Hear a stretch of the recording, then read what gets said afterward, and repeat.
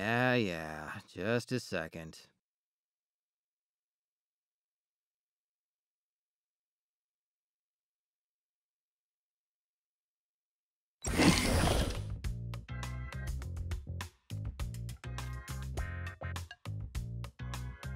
Morning, Stan! Gosh, it sure took you a while to get up. Took a while. Dave, we don't have assembly for like 1,000 years. Why are you even here? Actually, Stan, that's the thing. You don't have assembly today. Here, this was at your door.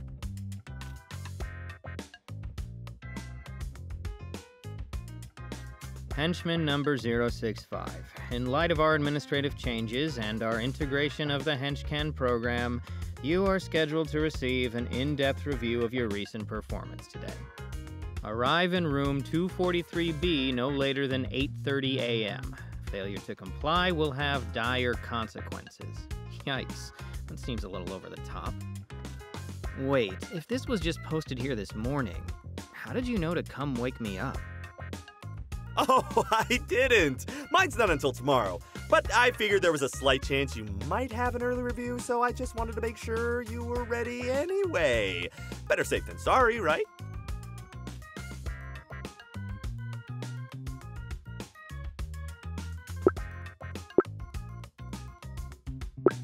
So you decided to come bludgeon my door like it owes you money at the crack of dawn because there was a remote chance that I'd have a meeting this morning. Is that right? Yep. Where there's a chance, there's a way. That's what my grandpappy always said. And this time it turns out there was a way. That doesn't... Just send me a text or something next time, all right? Waking me up like that just puts me off balance for the rest of the day. You wouldn't want to mess with my efficiency, would you? Oh gosh, no. Of course not. That's a good point. Okay, no problem. Text next time. Got it. Thanks for the feedback, Stan. Yeah, sure.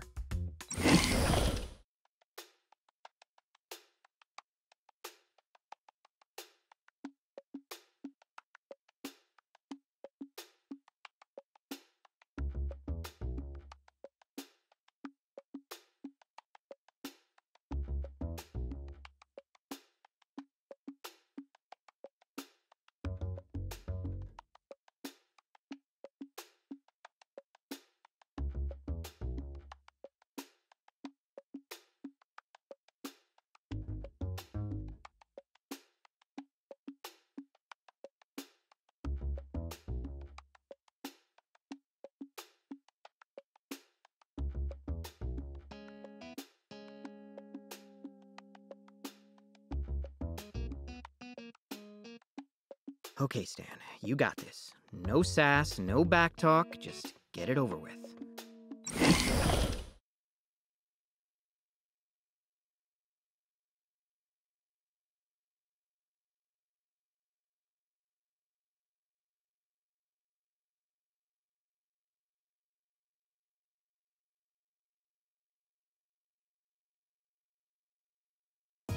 Henchman number 065. You're 3 minutes early. How unusually punctual of you. Unusual? No, I'm Mr. Punctual. That's me. I just love being on time. Not according to our records. Or your late departure from the scene of Wednesday's operation. Oh, right. That thing. Thanks for the save, by the way. I wasn't looking forward to another beating from Miss Dynamo. I have a feeling she was gonna break something this time. Think nothing of it. That child is like a barking dog. Loud, but stupid. Dealing with her was no trouble at all. So if you'd like to thank me, be on time from now on. Will you? Sure thing. Wait, by from now on, do you mean at other meetings with you? Because I sort of thought this was going to be a one-time thing. I mean, why would you want to meet with me? I'm just... Have a seat, Stanley. Yes, ma'am.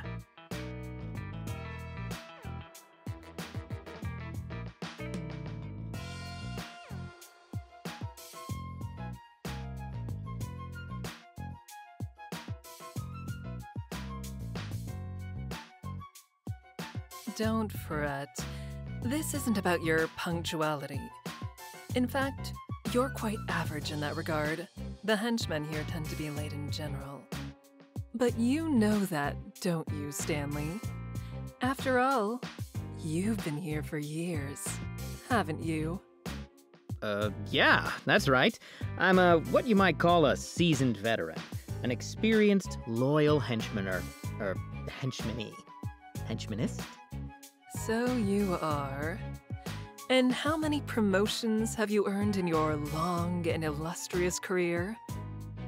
Technically, about, zero-ish? Not ish, just 0. You have had 0 promotions. Well, I mean, I've received some pretty good compliments every now and then. That's kind of the same thing, right? No. No, it is not.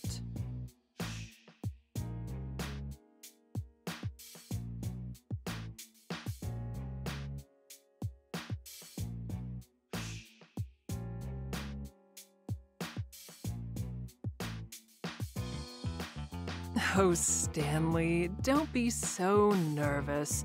You're not in trouble. That's why we're having this meeting in my office. And where would we be having it if I were in trouble? Somewhere where I could be more persuasive. Oh, well, that sounds less fun. I think. Certainly for you, Stanley. But then again, I have a feeling that you have quite the pain threshold. What makes you say that? Deductive reasoning.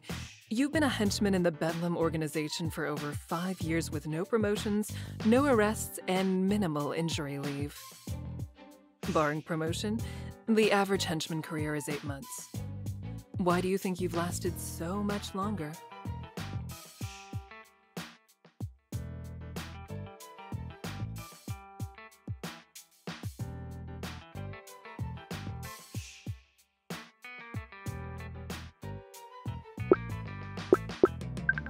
Well, life's not a sprint, it's a marathon. And that means you've got to pace yourself. I have no use for vague metaphors, Stanley. Be specific. Okay, what I mean is, the thing about being a henchman is, we're not really supposed to beat the superheroes, right? It happens every now and then. Yeah, but not often. And when it does, usually we've got some crazy advantage. You can kind of see it coming. A lot of guys don't get that, though. They're always trying to win. Me, I know my role. I know what I'm up against. So maybe sometimes when I'm lying on the ground, seeing stars, and I know that getting back up isn't going to do any good, I just stay down. Some might call that laziness. Even weakness. By some, do you mean you? That depends on your reasoning. I'd call it knowing my limits. I do what I can, and that's all I can do.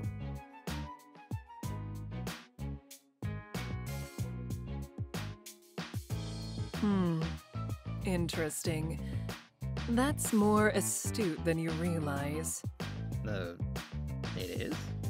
Only a fool fights a battle they cannot win. Yet that's what people are told to do. As if grinding yourself to dust trying to do the impossible is some noble and sacred pursuit. Some call it fighting spirit, others might call it grit. Whatever the name, though, it's a fantasy. Turning a defeat into a total loss for honor's sake is the height of folly. Yeah, that's what I was going for. Just less eloquently.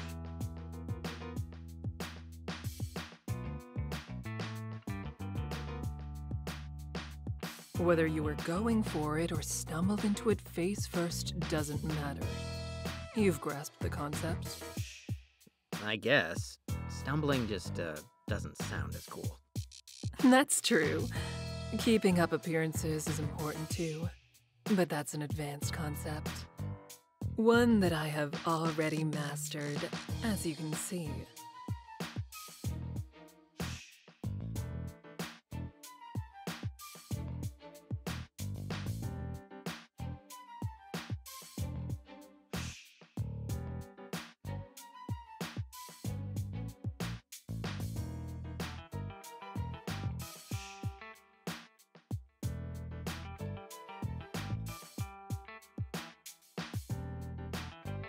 Here's the point, Stanley, and do keep this in mind. The Scorpion Group has been observing this organization for months now. We know everything about it, including you. And with that knowledge, you are the first henchman I chose to speak to. Not your supervisor or Bedlam's other acolytes. You. And you kept me from getting flattened at that data center. Thanks again, by the way. Yes, I did. As I said, I was protecting my investment, which includes you, Stanley. However small your contribution. You see, HenchCan is still in a closed beta, and that goes both ways. Not only are we selective with the organizations that can utilize the program, but the henchmen who can join it. To succeed on HenchCan, contractors need a certain mindset, a set of patterns and behaviors that will let them thrive and solidify the program's ecosystem. Based on the data, you may have that mindset, Stanley. But I can't know for sure without reviewing your performance in person, so let's return to that subject, shall we? In fact, let's speak of a specific performance. 2 days ago, you were part of an operation. Your squad was left in the rear guard. Do you recall what happened?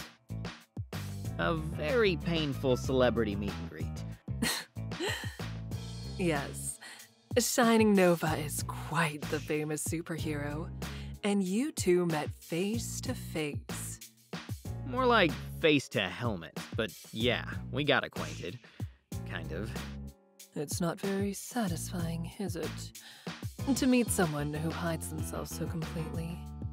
It's even less satisfying to get tranquilized by them. I imagine. Fighting someone is so much more intimate when you can see their eyes. Their hatred, their fear, their pain. I'm, usually on the opposite end of that last part. That's too bad. Feeling pain is well and good, but you can't really appreciate it until you've given it too. You're really missing out, Stanley. But back to the matter at hand.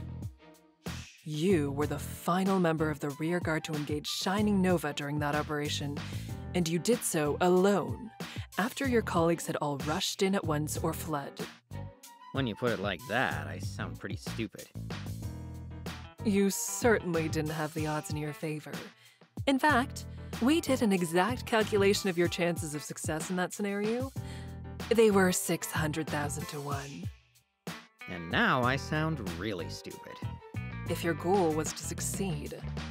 But you weren't trying to succeed, were you, Stanley? Not in the traditional sense. Why don't we review your moment-to-moment decisions during this encounter?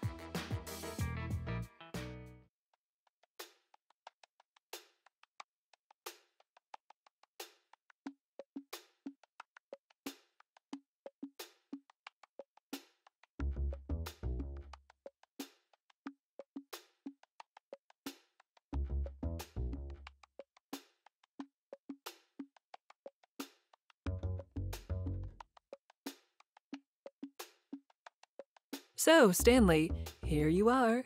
You were faced with an A-list superhero all by yourself. What did you do?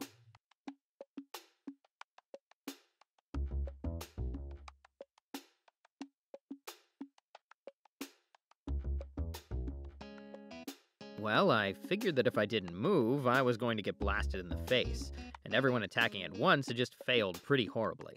So I just kind of dove for cover. That's sound reasoning, if unconventional for someone of your lowly rank. Unconventional how? Seems like common sense. Statistically, of course. Typical henchman reactions to a threat are to flail wildly in some pale imitation of attack or to flee in terror. Every now and then you may see a few try to avoid a specific attack, but it's rare for such an attempt to succeed. Based on the data, your actions and their outcome were somewhat remarkable.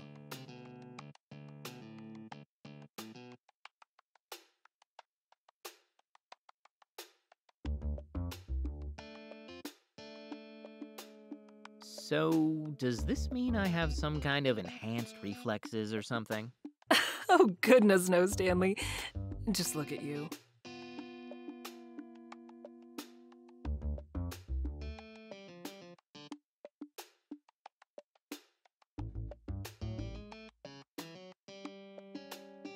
Yeah, I guess I see your point. I should hope so. You land with all the grace of a bag of yams. I think the expression is a sack of potatoes. Does it matter? Are potatoes more graceful than yams? No, I guess they basically have the same amount of grace, as in none whatsoever. And yet, despite your starch-like reflexes, you managed to avoid Shining Nova's blast. Because, fortunately for you, you think faster than either a yam or a potato.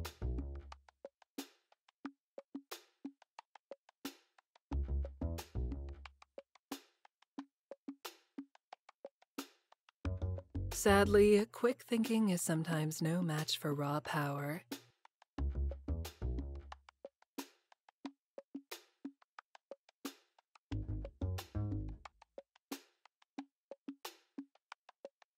Trust me, you're talking to the man who knows, like, intimately. I should hope so. You ran headfirst into that fact right here.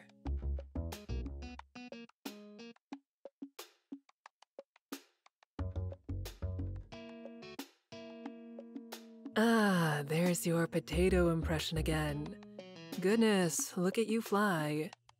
Yeah, Shining Nova would probably qualify for the Olympics in the henchman toss. And yet you still weren't unconscious. I'll say this for you, Stanley. You know how to take a punch. It's a finely honed skill. I'll bet. And a statistical rarity. Really? Really. By simply keeping yourself from passing out, you managed to delay Shining Nova for that much longer. And as it turns out, Lord Bedlam needed every second to complete his mission. That's part of your value, Stanley.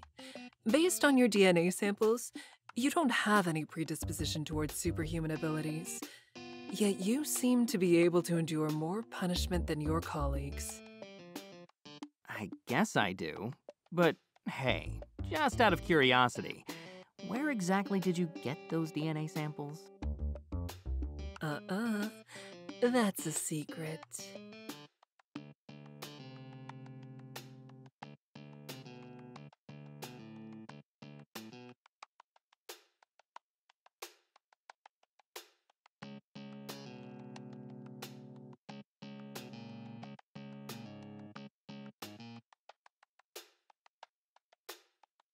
But let's get back to Wednesday's operation. If you look at the footage right here, you'll notice something interesting about where you landed. What might that be?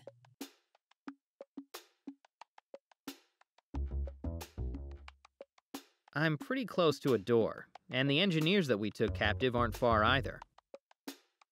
Correct. Though you didn't realize that second bit so quickly at the time. In fact, you don't notice until this moment right here.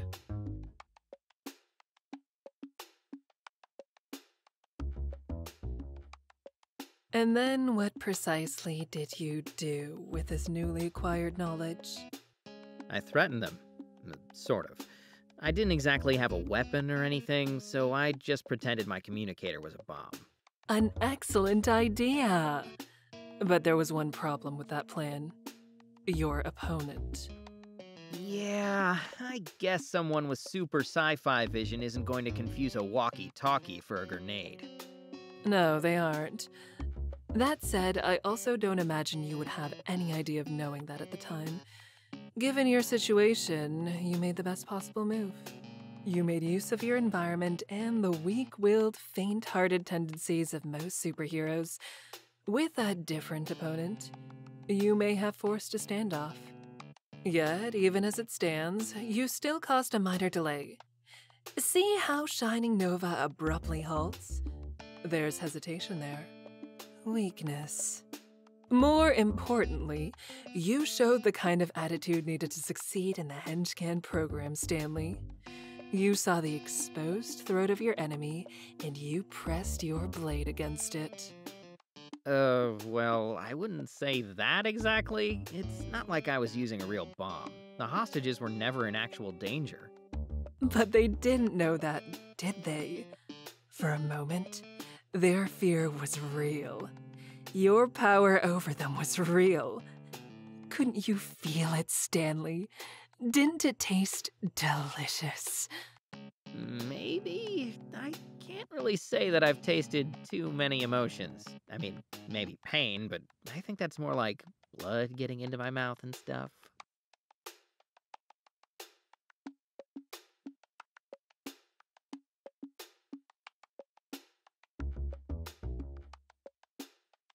You'll grow accustomed to it, I have no doubt. It's rather addicting, and as you're starting to discover, effective. Now then, I think we've seen enough of this, haven't we?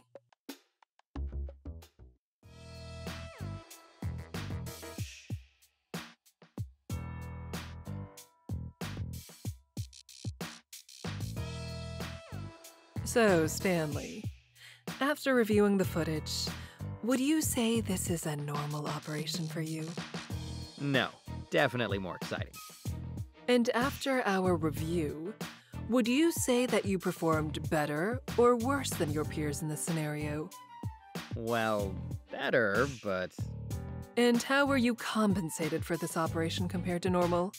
How about compared to your peers? I'll answer for you. The same on both counts, but that's how it works, isn't it? You're paid a salary, and that doesn't change when things are harder or your performance is better. No, you can't earn more without a review, like this one, and they don't come often. But dear Stanley, what if I told you that you can? You mean hench can? Exactly. I admit, I wasn't entirely sold on the name until we focus tested it with a few slogans. But it really works, doesn't it? I guess so. Where are you going with this? I'm getting to that, Stanley. But first, why don't we turn this discussion inward?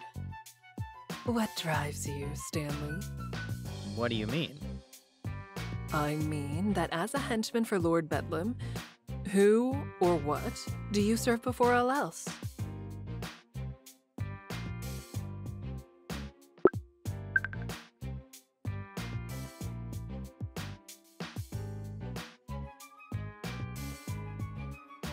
To tell the truth, I'm looking out for myself.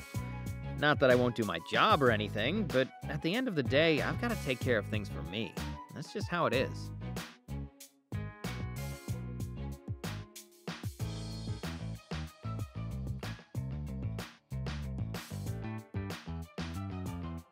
Correct. Well said, Stanley. I wasn't aware this was a question you could get right or wrong. Of course it is. It's simply a matter of being honest with yourself. No matter what you had said, your actions would already have spoken for you. During your everyday tasks, you trend right inside the average by every available metric. You do not perform better or worse than any of your fellow henchmen. You are perfectly commonplace. But when you are personally at risk during operations, you are suddenly head and shoulders above the pack, despite having no powers or exceptional athletic background. In other words, Stanley, you are performing at the optimal level for your own self-interests. You have found exactly how to do your job and collect your paycheck with as little pain and effort as possible. Yeah, I can't really deny it, but that's just how you treat a job, isn't it? You clock in, you do what you have to do, and you clock out. I suppose many do. But this is something that extends well beyond one's occupation. Why should you try to perform any better when you have no incentive to do so? Should you throw yourself at superheroes based on the distant dream of a promotion? Of course not. No. You have learned that the optimal path forward within this system is to intentionally perform below your potential. So that's what you do. And make no mistake, you have potential, Stanley.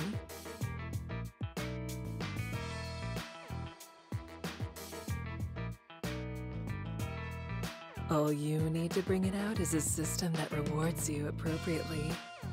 And this, Stanley, is what I have been getting at. HenchCan is that system. With HenchCan, you would be rewarded based on the work you do. If you accept more gigs or more difficult ones, then you earn more. If you perform better on a gig, you earn more. It's simple. Take Wednesday's operation, for example. You would have been paid better than your peers for that, and certainly better than your supervisor.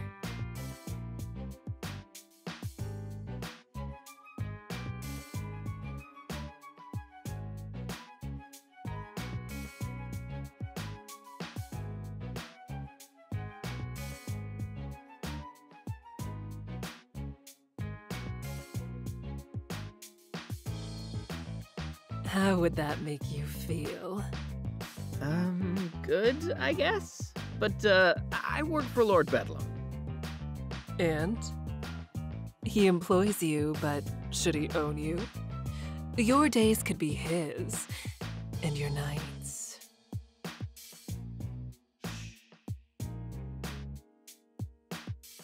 Could be mine. You mean HenchCans, right? Your program? Why, of course, Stanley. That's what we've been talking about this whole time. You're exactly the kind of candidate we need. You'd be just perfect for it.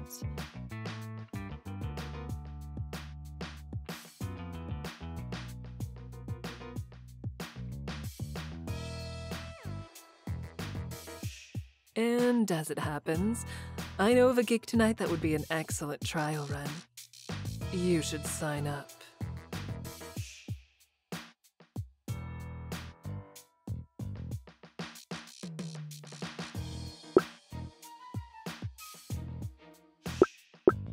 Okay, sure. No harm in giving it a shot, right?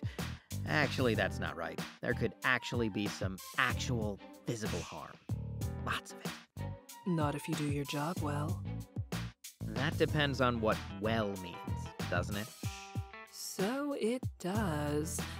But perhaps you should have asked that before committing to it. Probably, yeah.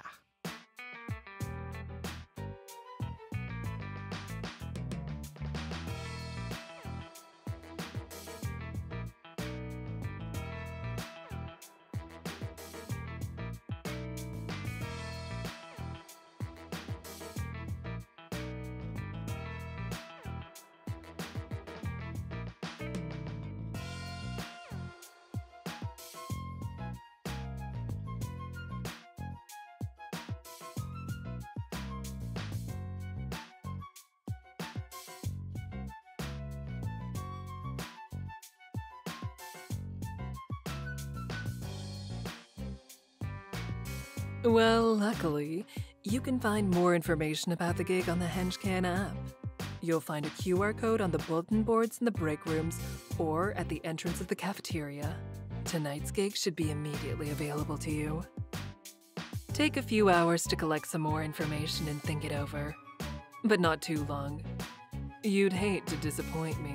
I'm sure I would. Oh, no, that wasn't a question. You'd really hate it from the bottom of your heart. I'd make certain of it. Then, dear Stanley, you'd see where I have my other meetings. You mean the ones where people are in trouble? Precisely. That is all, number 065. You are dismissed. Right. Got it. Thanks.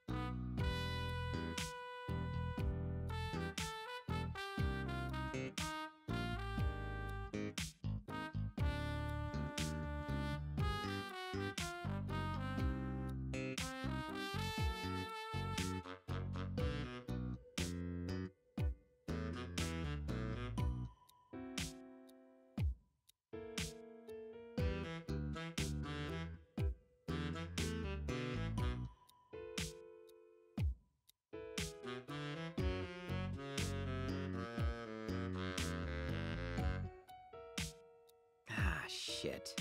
Oh, what's wrong, buddy? I forgot that Chef Antonio and I are at war. Metaphorically, I mean. Don't worry, it's not actual war. Oh, good. I was about to say. I know you were, Dave. Anyway, I think I'm just going to skip the line and get a table. So, would that be a metaphorical retreat? I prefer to think of it as guerrilla tactics. If he asks where I am, tell him I'm in medical.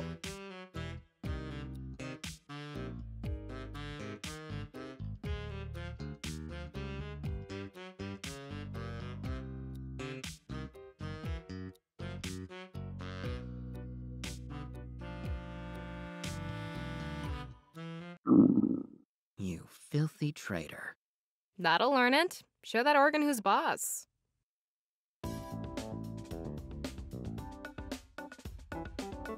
Damn right, you've got to keep them in line. Sometimes instead of doing cardio, I just berate my heart for an hour. What do you mean sometimes? Wouldn't that imply that you do cardio in the first place? For your information, routinely fleeing colorfully attired walls of muscle is a wonderful fitness routine. It's like Pilates for masochists.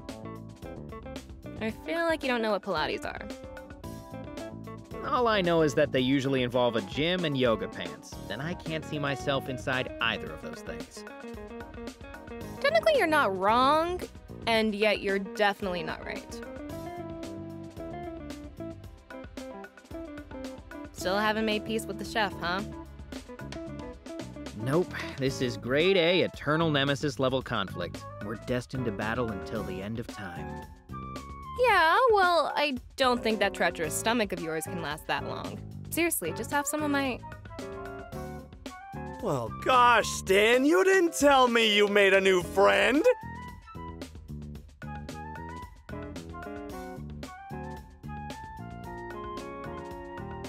It's a real pleasure to meet you, miss. I'm Dave, squad supervisor. Good to meet you.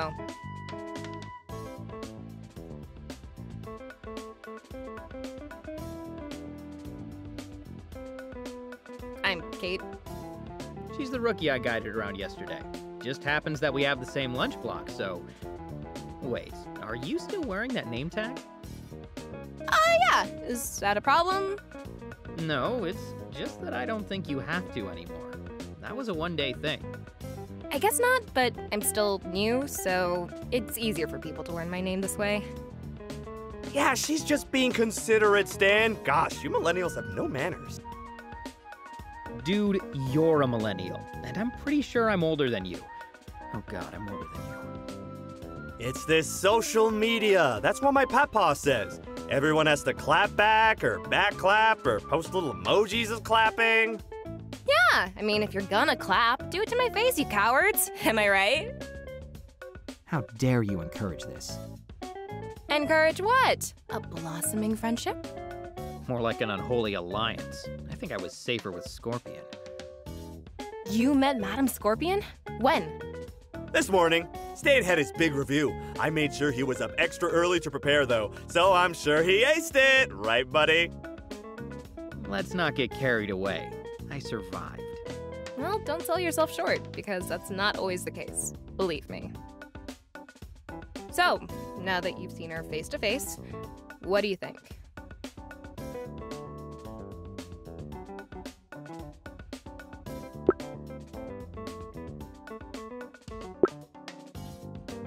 Honestly, she's a bit enigmatic, which is weird to say because she spoke pretty directly with me towards the end there. It's clear that she knows more than she lets on. Not just about me, but everything. Like she's always calculating something. I don't know how else to describe it. Well, from what I've seen, that's not a bad way to put it. Pretty accurate, I'd say. I don't think describing something as enigmatic can be too accurate by definition. Can it? No, the other part. Calculating. What made you say that exactly? I'm not sure. Have you ever seen that thing in a movie or show where someone is thinking really hard and all these equations start appearing by their head? It feels like that, except she seems like she's doing it without even trying. She can make math equations appear by her head? That's not what I expected her power to be at all. Yeah, that's it. Probably how she got away from Miss Dynamo. Just confused her with a bunch of math. You know, that might actually work. Right, good thinking, Stan. Maybe I should start carrying around a calculator. I'm not sure that would have the same effect. But anyway, I was just curious. I got a similar feeling about Madame Scorpion myself.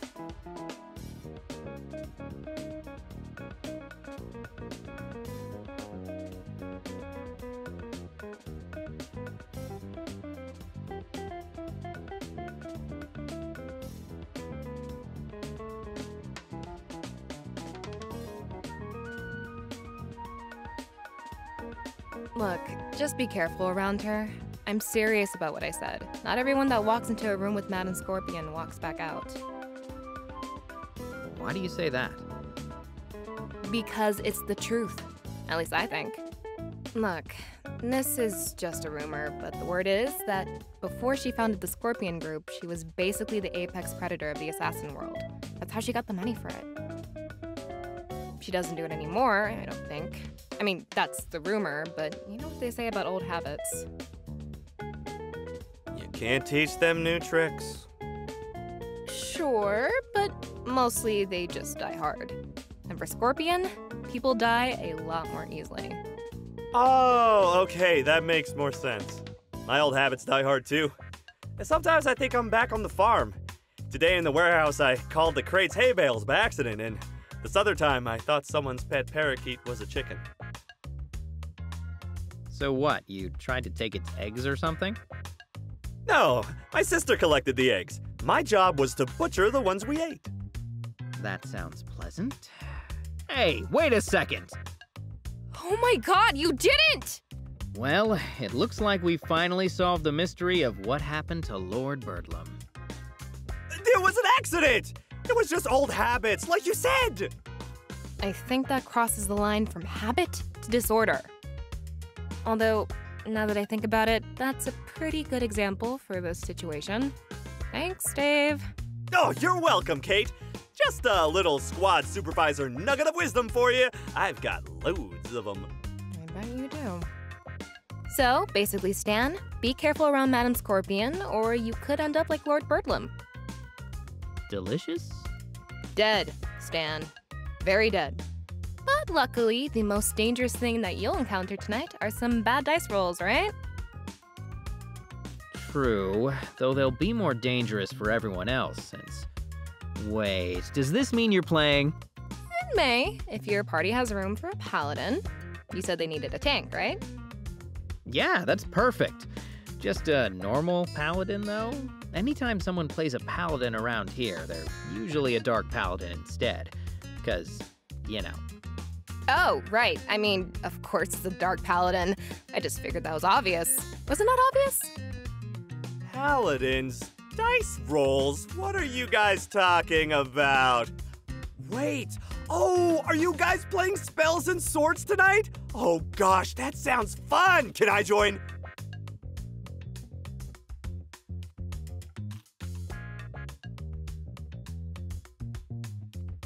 I don't see why not. There's not a limit on players. As long as it's okay with Stan, of course.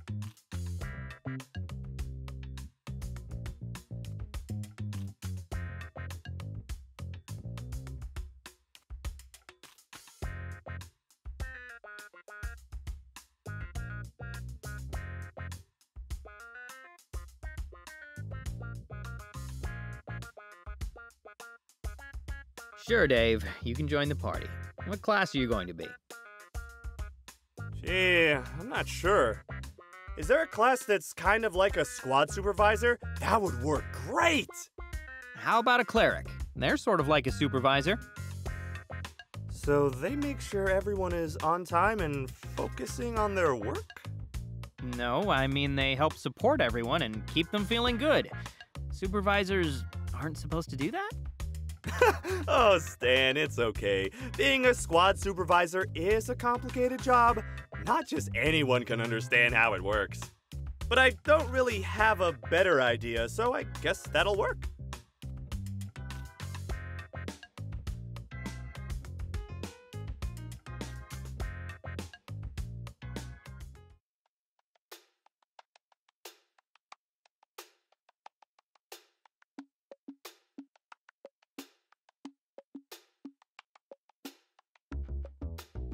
So, not to change topics or to kill anyone's enthusiasm, but I may have gotten ahead of myself about tonight's session. What's wrong? Is a dark paladin not villainous enough? Do I need to be a demon paladin or something? No, there's definitely enough villainy. It's just that something else happened in that review. The thing is, Madame Scorpion asked me to sign up for a henchcan gig. Tonight.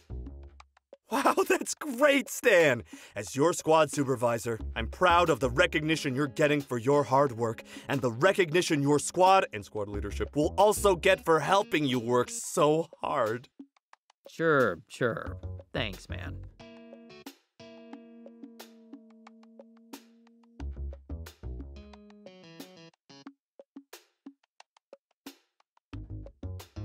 Did she say what the job was? No. There's a few more details in the app. Here.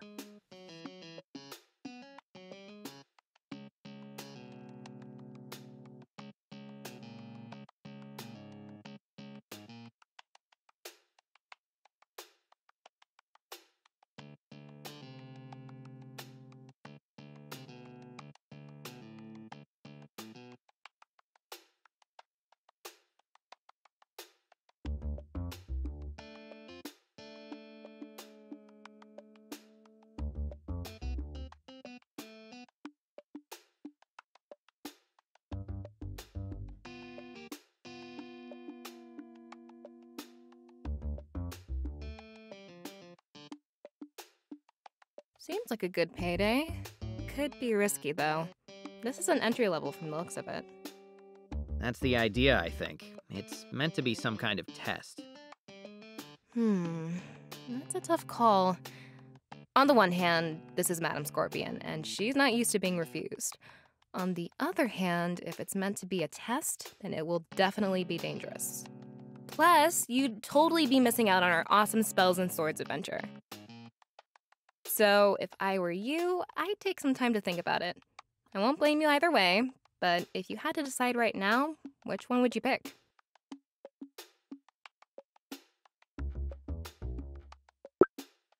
Well, I do love my free time, and I can't say I love danger. So right now, I guess I'm leaning towards game night. There's that bedlam spirit, Stan! I knew you wouldn't abandon the squad. Thanks, but don't go overboard, all right? It's an imaginary adventure played out with dice and stat sheets, Dave, not a battlefield. No, I thought these games could get pretty intense. Well, last campaign we did have a close call with the leader of Soda and some handcrafted dice imported from Latvia. That was a tense moment, let me tell you. It was like our version of the Cuban Missile Crisis, but with less nuclear warheads and more corn syrup. Sounds harrowing. I don't know, you might be safer on Madame Scorpion's wild mystery adventure. That's true. I haven't decided anything for sure yet, so maybe I'd better think about this some more. Okay. I'd be really glad if you could join us for game night. Is that what you wanted to hear? Yes, but with just a dash of extra humility. Maybe a pinch of praise for my wisdom and empathy. Yeah, well, I'm not a salad bar. You get the toppings that come with the gratitude, no substitutions, and you can forget any notion of begging. But really, it'll be nice to hang out. I'm looking forward to it. Likewise. I'm still a little worried about Scorpion, though. I would be too, honestly. So, while I'd definitely be disappointed, if you feel like you have to cancel to save your career or extremities, I get it. Thanks, Rookie. Whatever I end up deciding, you guys will be the first to know. And how are you going to let me know exactly? Carrier pigeon? Or do you guys send messenger rats through the walls around here? Oh, right. We never exchanged numbers, did we? 1 second.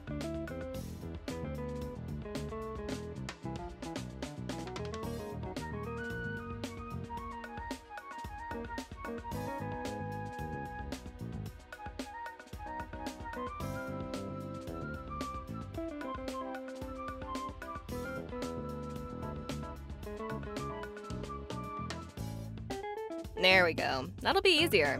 Though, I admit, I was sort of looking forward to some kind of trained animal messenger. Honestly, they might be more reliable. The reception at Secret Mountain Base isn't great.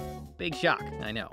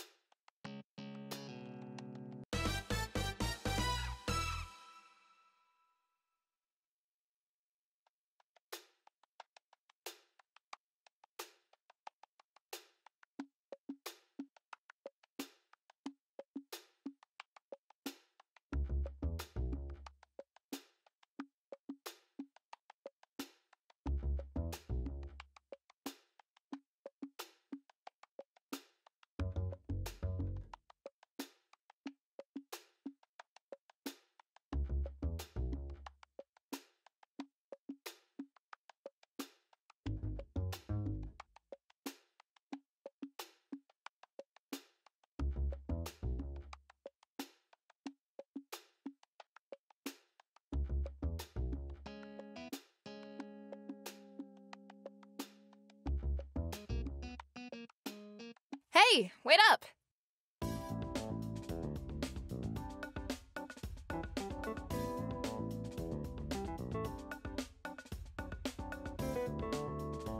Oh, thank God it's you. I guess I'm going the right way after all. Or the wrong way, depending on your point of view.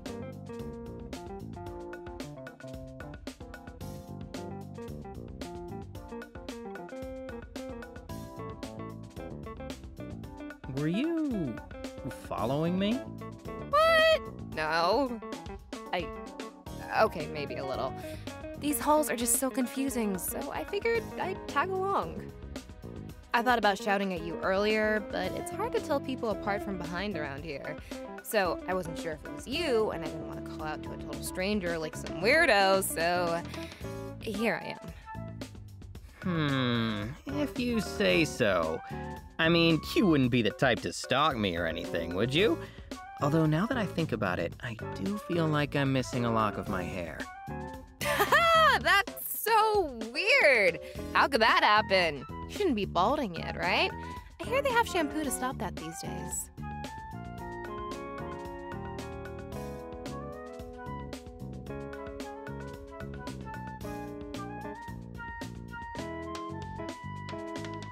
Very funny, but my hair is perfectly healthy. Luscious even. Can't you see the healthy sheen from my off-brand all-in-one shampoo? I think that might be grease, dude.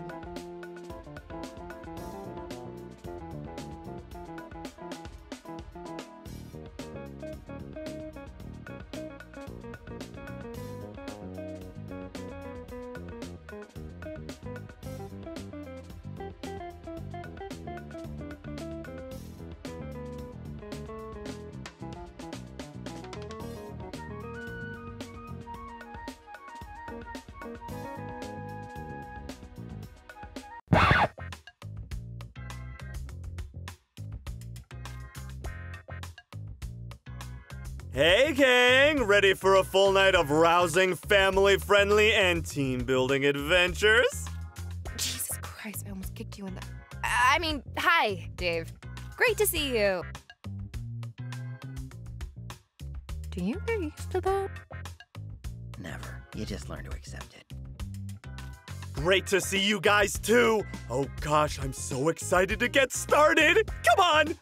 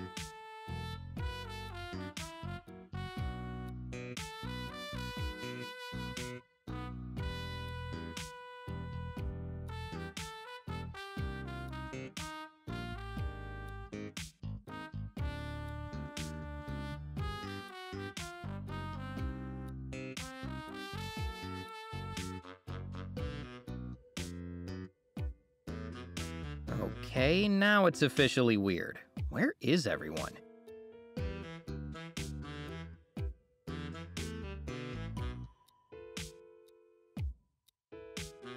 Did they text you? What did they say? I'm not sure whether to say congrats or I'm sorry. Then it has a wincing emoji. What does that mean? Hold on, looks like one of them's calling me. Zach, that you? Where are you, man? I'm at the game room and it's a ghost town.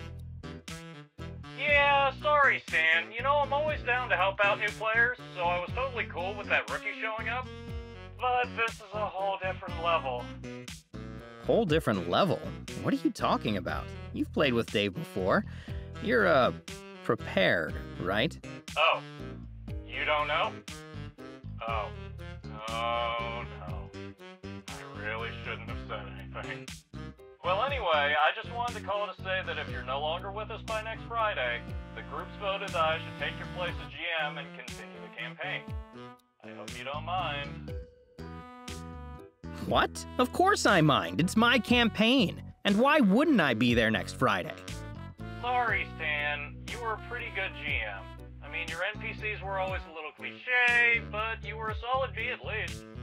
B+ on a good day. It was fun. Pretty good. Come on, I was at least... Zach? Hello? Son of a bitch.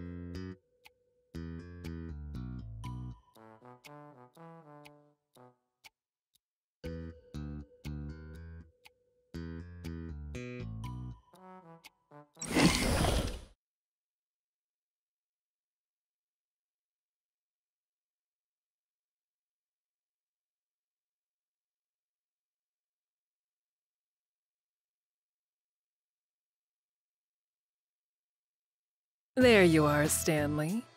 You've picked a good location for this little sanctuary. Even I took a few minutes to find it in this labyrinth.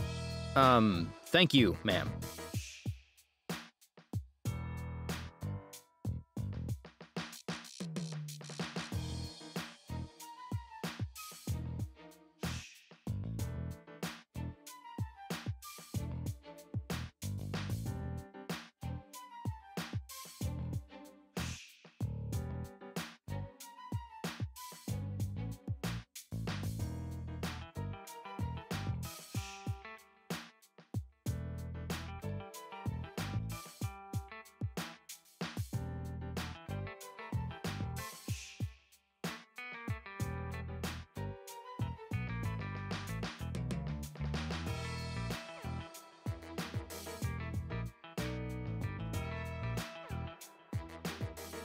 So, this is what you chose over my own personal recommendation, hmm?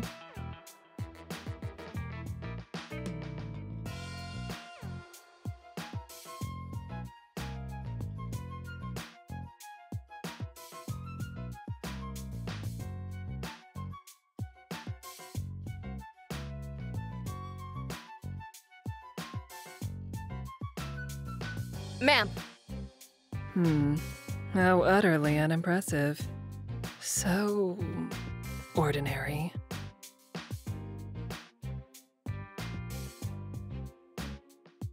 This ritual, I mean, your precious game night. When you told me that you would accept the job, I took you at your word. I hadn't expected you to play things so close to the vest, Stanley, much less over something like this. But disappointment is an unbecoming emotion. Dwelling upon the fact that you have chosen poorly is fruitless. Gathering data on why you made that decision, however, is quite useful. So, where shall I sit? Excuse me? At the table, Stanley? If I am to take part, I need to be seated, correct?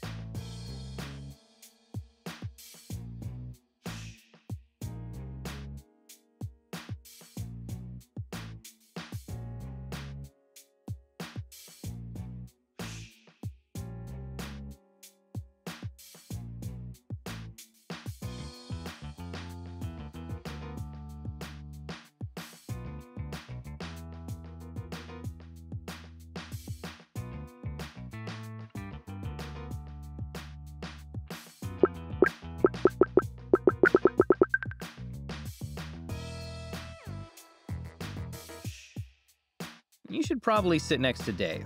He's the highest ranking person here. He's right, I am. Well, I was until you showed up, ma'am. Madam, your ladyship. Ma'am will do, David. Right, of course, ma'am. Whatever you say, ma'am.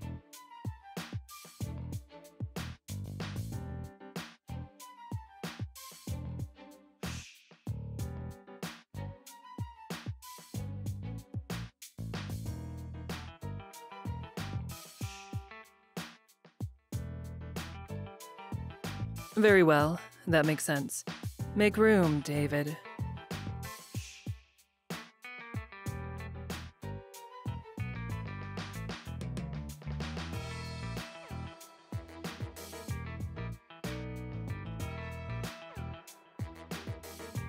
Know you, David?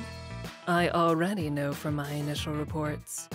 You are Stanley's direct supervisor, are you not? Oh, yes, ma'am. My good buddy, Stan, over there. Oh, his friends call him Stan, you see. Well, I'm his squad supervisor, but I'm sure you already knew that.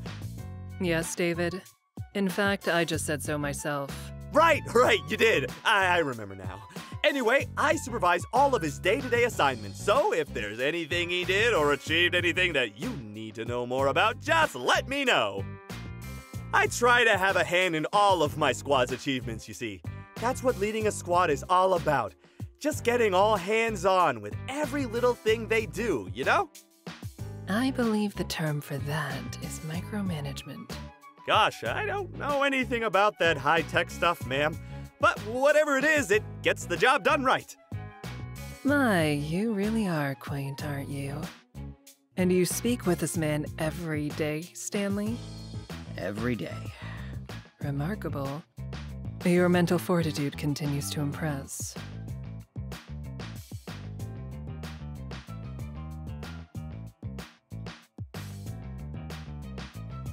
But you I do not recognize. You're not with Lord Bedlam's organization.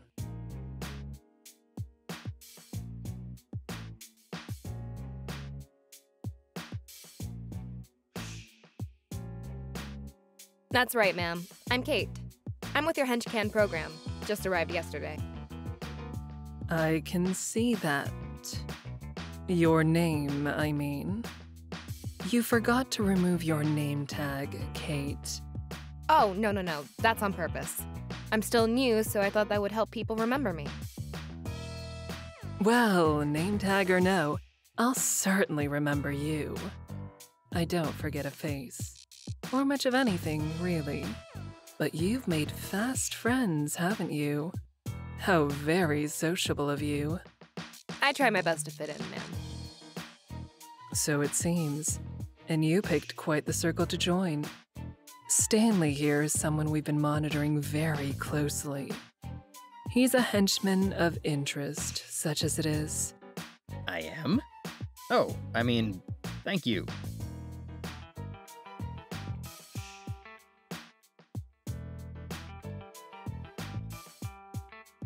Wow, I had no idea. I just started hanging out with him because he seemed, well, chill, I guess.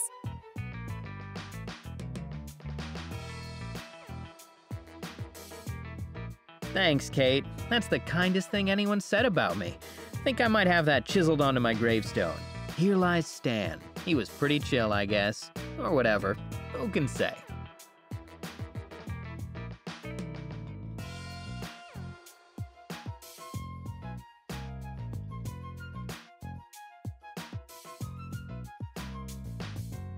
Anyway, it looks like all my regular party members are unavailable, so we should probably get started. Looks like the three of you are a party. The four of us, you mean? Four? Who? Behold! At long last, Lord Bedlam has come to claim his destiny!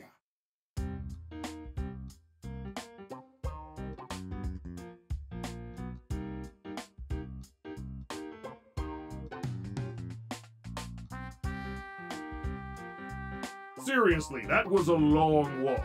Since when did we have a game room in this wing? I walked into at least 3 storage closets. Oh my gosh. Oh my gosh!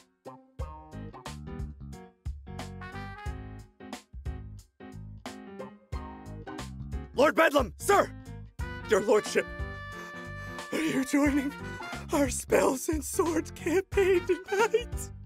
Indeed I am, my comrade in arms!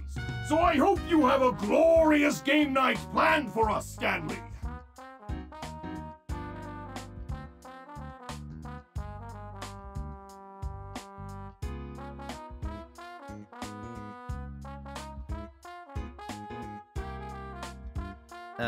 Actually, I'm Stan, sir. That's Dave. It's okay, sir. I'm Stan's squad supervisor, so it's kind of the same thing. Oh, sure. Kind of. Not really, but kind of.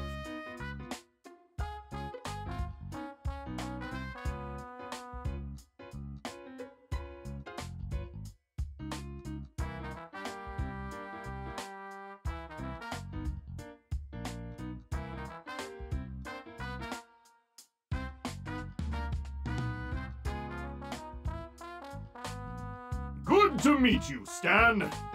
Yes, good to meet you. Again. We've been meeting for a few years now. Yes, of course. You're one of our decorated veterans, a real senior member of the Bedlam team. That was just a turn of phrase.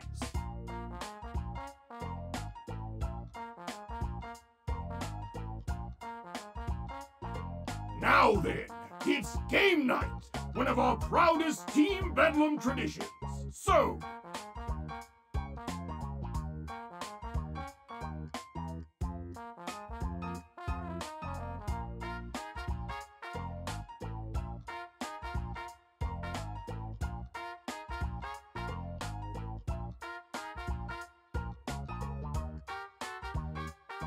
So take charge and get this game started. Show us the creativity and discipline that a senior henchman in this organization is capable of.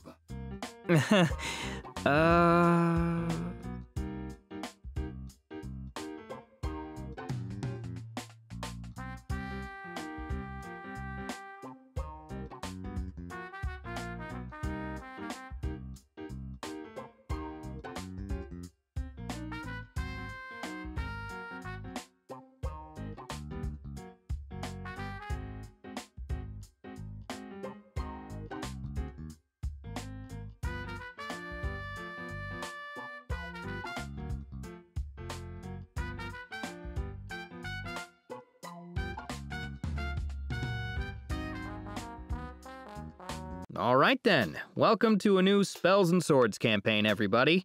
This one is my personal spin on an old classic from the 4th edition called Bandits of the Golden Valley. Ooh, we're fighting bandits? Cool. No, you are the bandits. Oh, right. Thought that sounded weird. Of course we're the bandits. Anyway, before we get started, does everyone have a character sheet?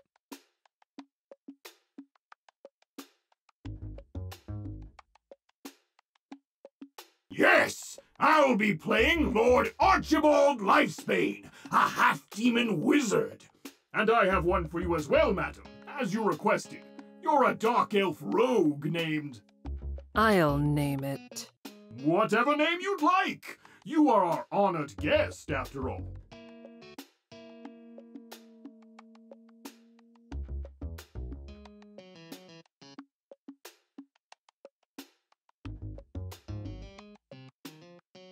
I'm all set too, don't worry. Scarlet Ravenblood, the human dark paladin, at your service. I mean, at your service darkly. Oh, good. I had a couple spares in case you needed one. I'm impressed, though. When did you put that together? This morning. It was no big deal. I found that you could do just about anything as long as you put in the research. That much is true, at least. And that leaves... I'm Dave! Yes, we know. No, not me. I'm Dave, and I'm playing Dave. Dave the Cleric! Fascinating.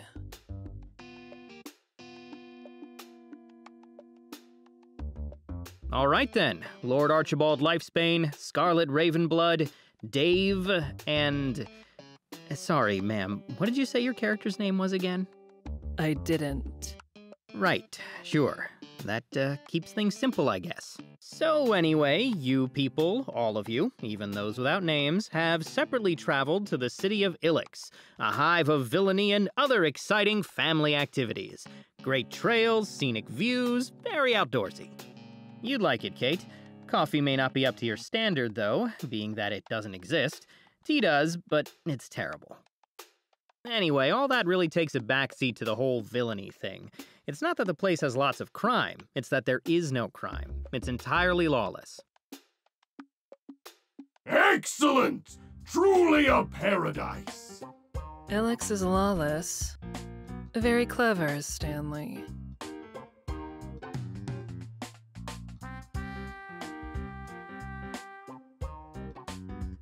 But you four can handle it. So instead of getting mugged, each of you has separately found your way to a dimly lit tavern, occupied by a discerning, if unhygienic clientele of ruffians, mercenaries, and assholes. Ah, sounds wonderful. Reminds me of the old Independent Supervillain Association's monthly mixers. They were a real hoot, until Arsonist Man had a few too many IPAs and, well, in hindsight, we probably shouldn't have let him join. Well, luckily for you, Arsonist Man isn't here.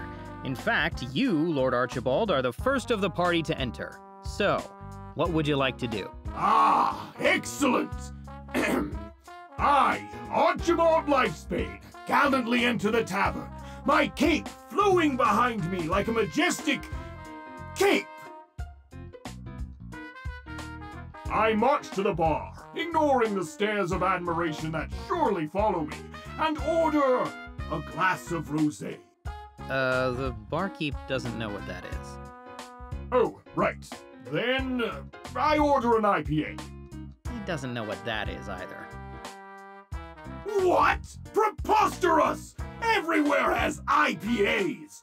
Surely they could scrounge one up for the famous Lord Archibald Lifesbane, firstborn son of Duke Alfred Lifesbane, steward of Lifesbane County. You're right. Sorry, Lord Bedlam. My mistake. The barkeep brings you an IPA.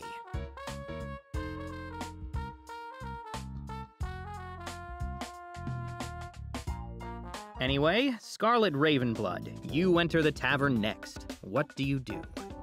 Oh, already? Okay, hold on.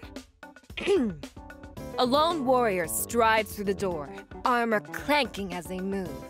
It glints in the dim light of the tavern, but darkly, for it is as black as the deepest pit. And so is their soul. The warrior's name, Scarlet Ravenblood. That's me. As I arrive, my violet orbs scan the room. Wait, sorry. Did you just call your eyes orbs? Yes, shut up. You can't just use eyes all the time. That's boring.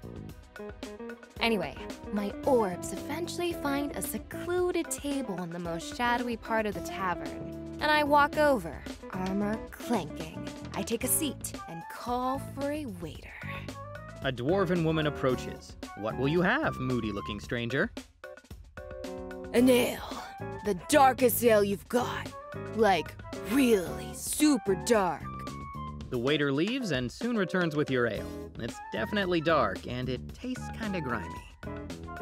Perfect. I sip my ale and brood. Okay, roll to brood. Really? Oh, okay. Wow, 18. Very successful brood. You look incredibly imposing as you drink your dark, questionable ale from the shadows. Thank you. And the next person to enter the tavern is... Me, I assume. I enter the tavern and sit exactly 6 feet away from the door, as close to the wall as I can. If there are no seats in that spot, I move one there. I then order a glass of their finest red wine. If it is not their finest wine, then I explain to the waitress that their blood will do instead. Red is red, after all. Supervisor, put in an order for some red wine, please. Very expensive. Well, luckily for the waitress, she manages to find some very nice red wine. Some of the best red wine you've ever tasted. I doubt that. I'll mark it down as acceptable. Works for me. Anyway, last up is Dave. What do you do? I enter the tavern and approach the barkeep. Good afternoon. I'm Dave, and I'm here to tell you about our Lord and Savior, Ing with the Unknowable. The barkeep says that drinks are on the house if you quietly and calmly take a seat. Oh, great! I'll have a cherry cola, please, and a spare flask of it for the road. The tavern doesn't have cola. Oh. Bartender, may I please speak to your manager?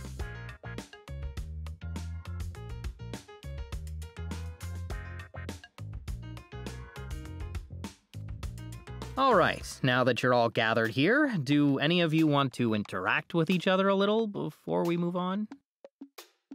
To what end? Stan, I had to work for this cola. I've got to enjoy it. Bah! Lord Archibald Lifesbane doesn't go to other people. People go to him. Well, I would, but that would be kind of out of character, wouldn't it? I think I just need to keep up this brooding thing.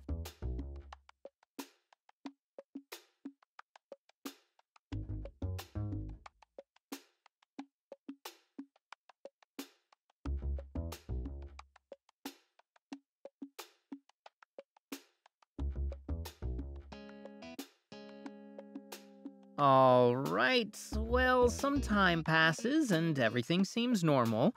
That is, until you hear the marching of armored feet in the distance, but growing closer. Then, suddenly, the door bursts open. A squad of armed men enter the tavern, wearing blue tabards emblazoned with a golden griffin. It's clear that they are guards or soldiers, which is weird, because Ilix has no guards or soldiers. Their leader, a stern man with a wide, flat face that looks like it's been pounded out with a meat tenderizer, steps forward and points towards Lord Archibald. Lord Archibald Lifesbane, you have been found guilty of crimes against the Kingdom of Stoltorum. In the King's name, come with us to the palace so that you may receive a punishment befitting of your family's station. Ooh, I get to be the star of the plot? I mean, how dare you make such baseless accusations? I may have committed many crimes, but never against my own kingdom. How dare you sully the Lifesbane family name with such slander? The king will be the judge of that. Now come with us. Nonsense! Lord Archibald Lifesbane surrenders to no man, or woman, or 63% of the world's known monsters. If you dare to seize me, then you shall have to contend with the might of the greatest wizard the Lifesbane line has ever seen! Well, not yet. You're only level 3. The third or fourth greatest wizard the Lifesbane family has ever seen! And the aid of any soul who cannot stand the sight of such imperialism in this free city. Ahem. Oh, I'll help you, Lord Archibald! I cast my healing spell on Lord Archibald! But he's undamaged. Are you sure? Absolutely! I have to help in whatever way I can!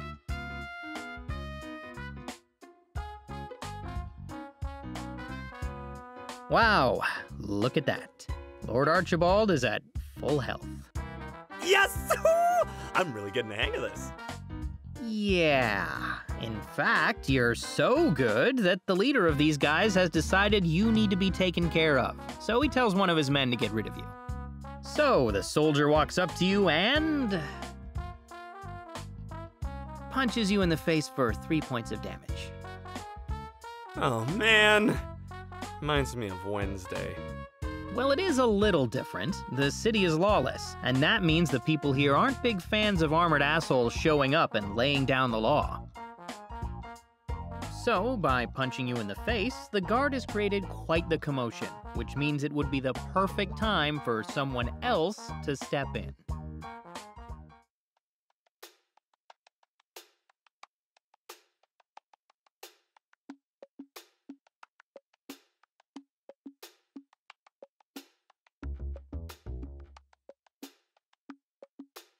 Anyone?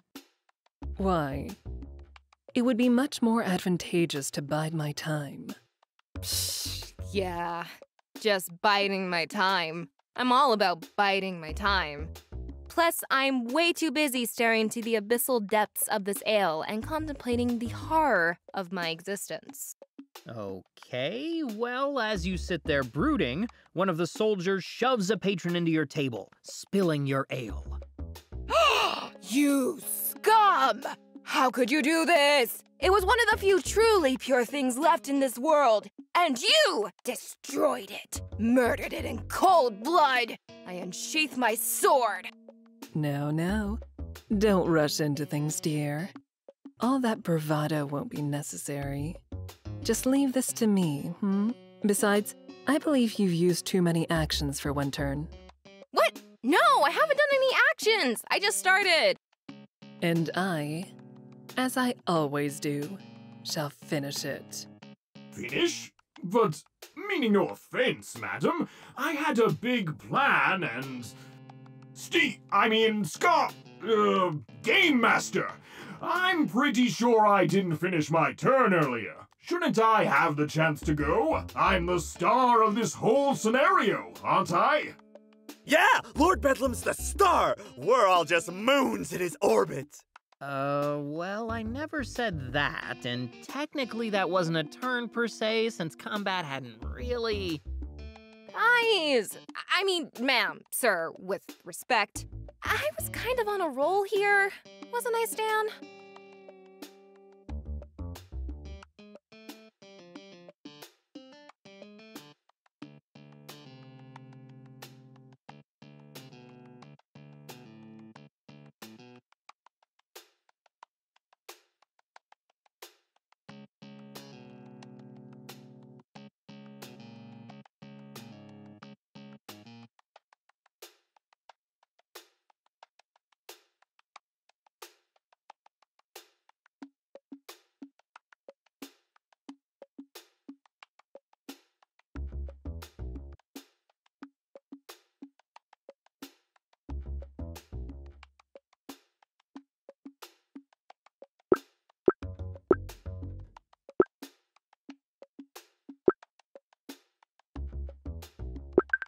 I think that Madam Scorpion is right. It's her turn.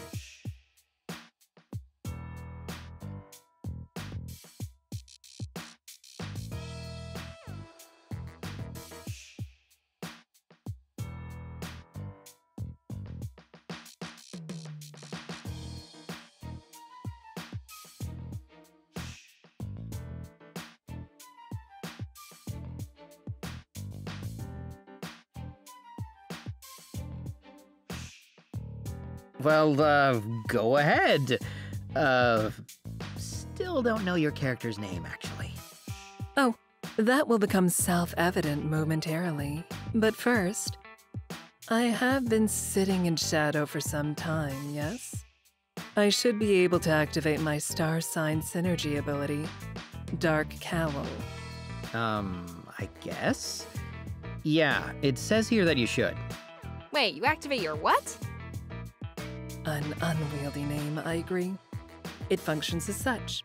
Everyone is born under a certain star sign, which grants them a certain power they can activate once per day. However, if you are playing one of the star sign's synergy classes, you can exchange it for a more specialized ability that is used every 2 days. At any rate, I should have a bonus to my sneaking abilities, correct?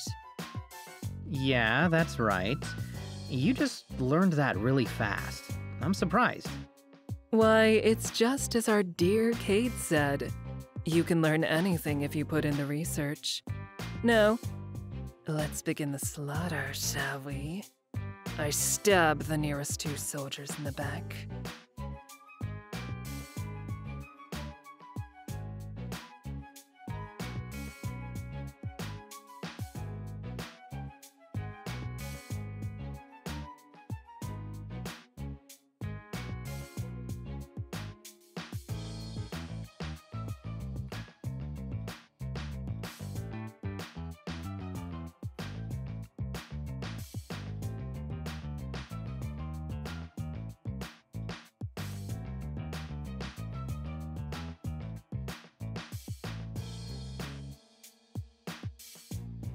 Way to go, everyone! We really came together as a squad and got those tasks done in no time!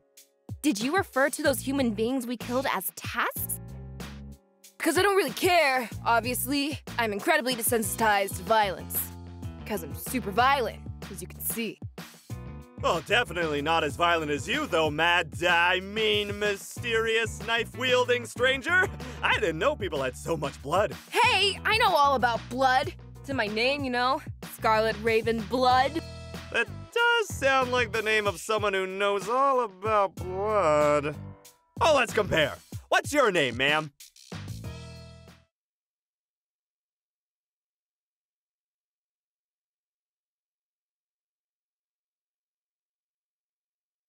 Me? Why, I'm Death. Shit, that's pretty dark. And fitting, too. You acquitted yourself well, Lady Death. Well fought. Thank you. I'm simply glad that I got a chance to...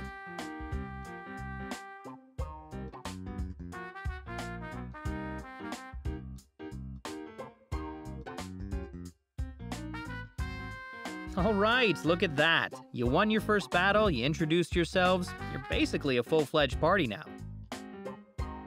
Really? Just like that? Just like that. Excellent!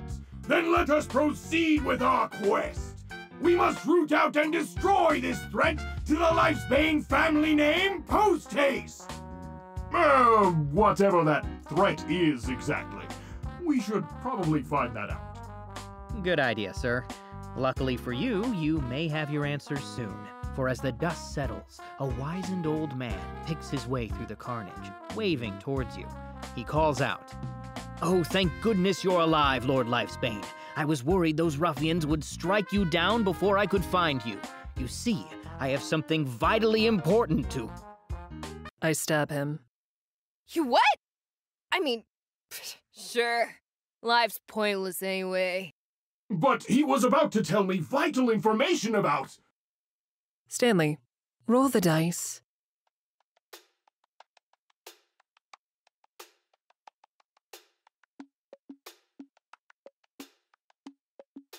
Oof, that is one very dead old guy. Damn. Your knife goes right through his heart, killing him instantly. Naturally. Next, I clean my blade and search his pockets for any kind of note or parchment.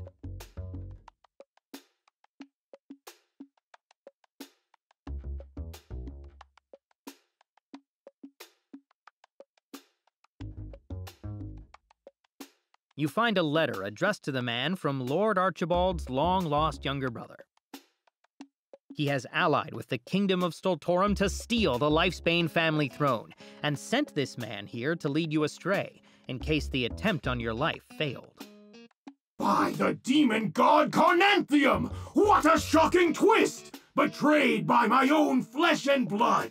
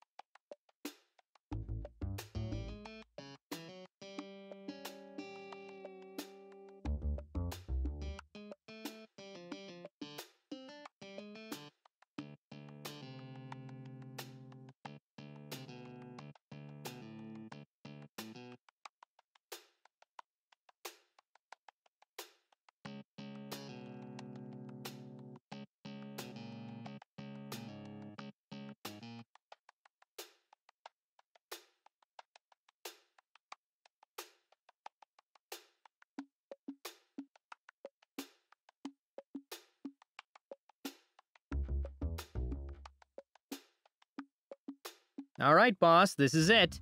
He's got basically no health left, so just pick the spell that you want to finish the fight and watch the show. Excellent! Excellent! At last, Lord Archibald Lifesbane shall have his revenge! But I hesitate.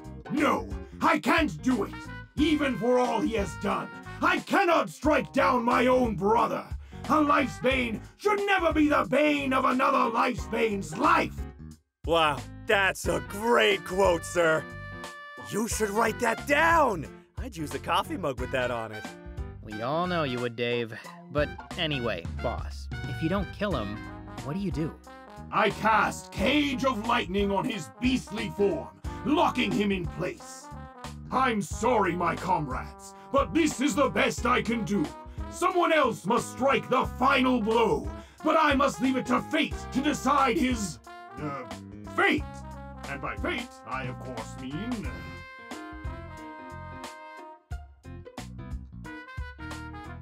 Oh, okay, sure, just give me a second.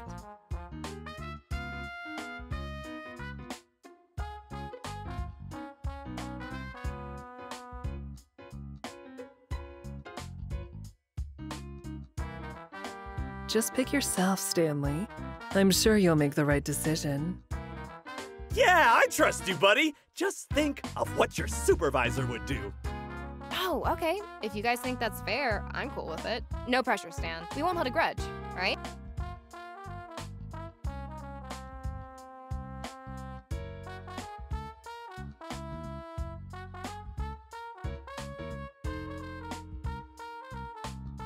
All right, the person who gets the first try at dealing the final blow is...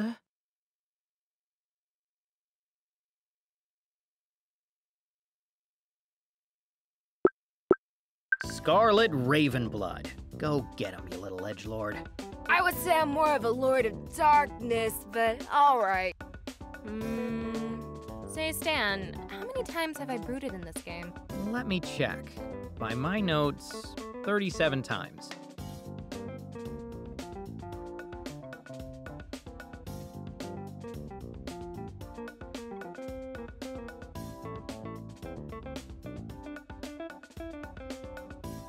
And how many of those were after I learned Dark Meditation? Well, you learned that at level 3, so 29... Oh, I see what you're doing. That's sneaky. Underhanded, even. I really shouldn't allow it. Bet you will, right?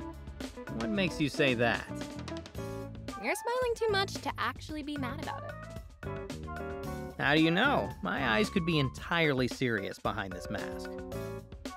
Oh, for heaven's sake. Do get on with it, Stanley. Oh, right. Sorry, ma'am.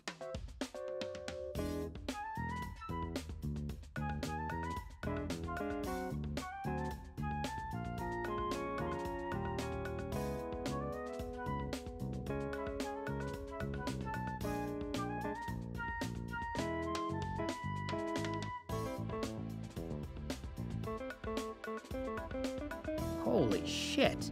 You've stored 351 points from Dark Meditation.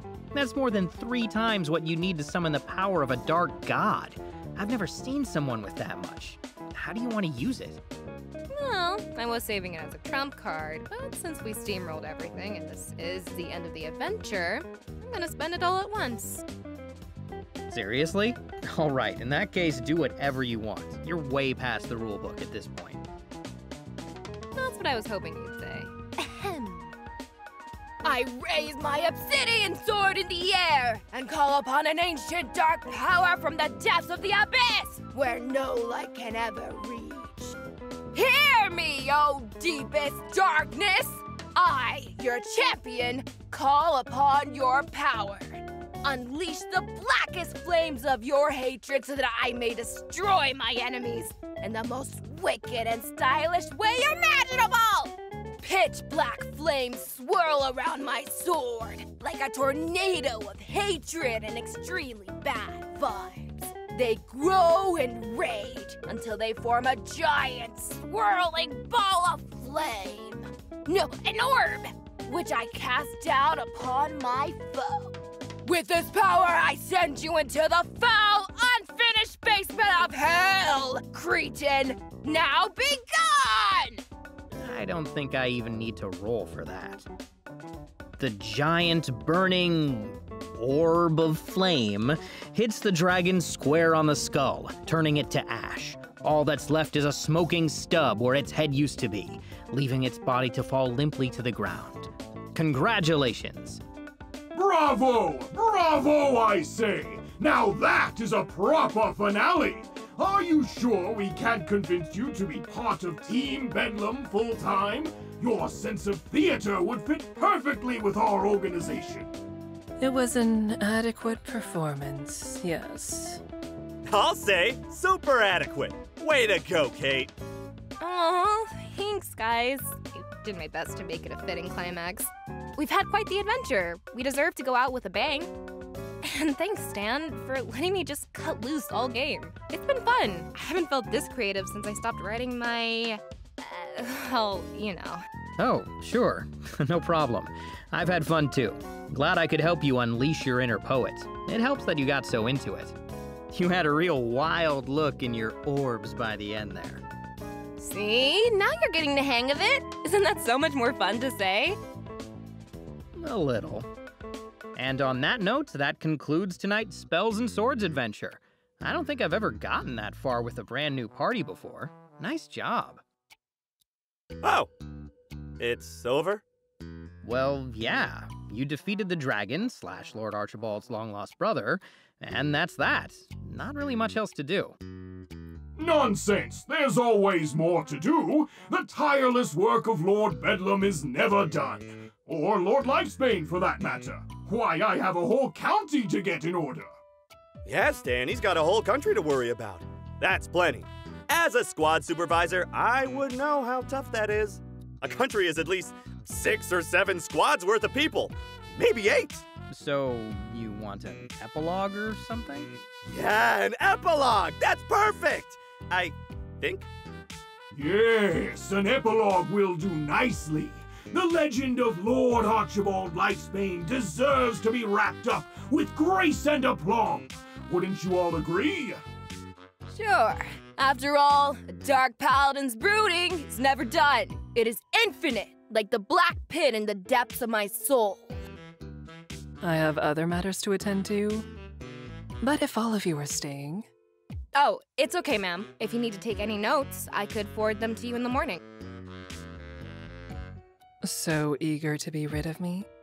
No, of course not, ma'am. I was just... Trying to be dutiful, I know. A kind gesture, but misguided. It's not the game I'd be taking notes on, but the players.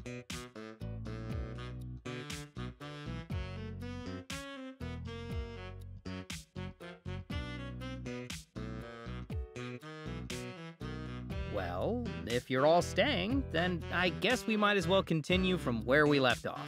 All right, you're all still in the throne room.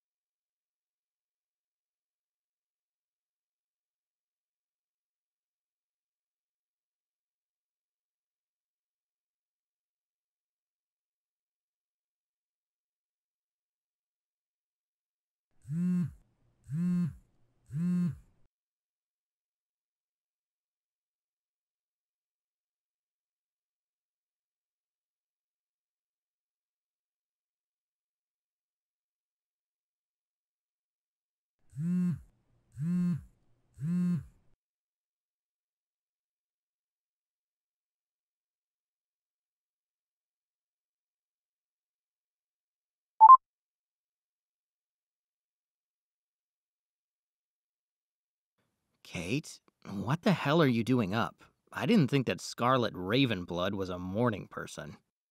Yeah, well, even Scarlet would drag her morose butt up for this.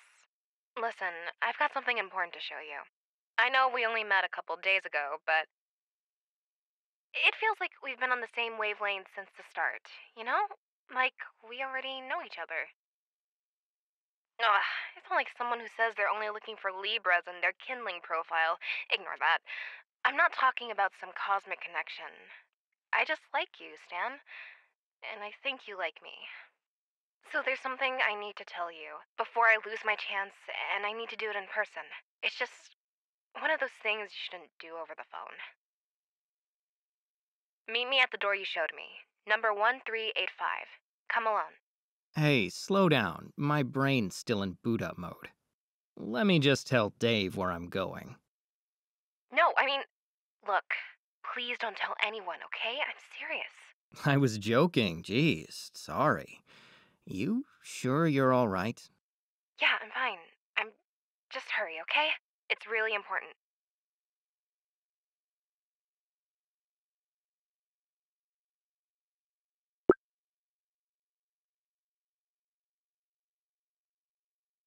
So you've said, but important how? It's hard to explain. I need to show you. Just please trust me right now. That's all I'm asking. All right, but can I get a dash of context? A pinch, even? Kate? Hello? Shit.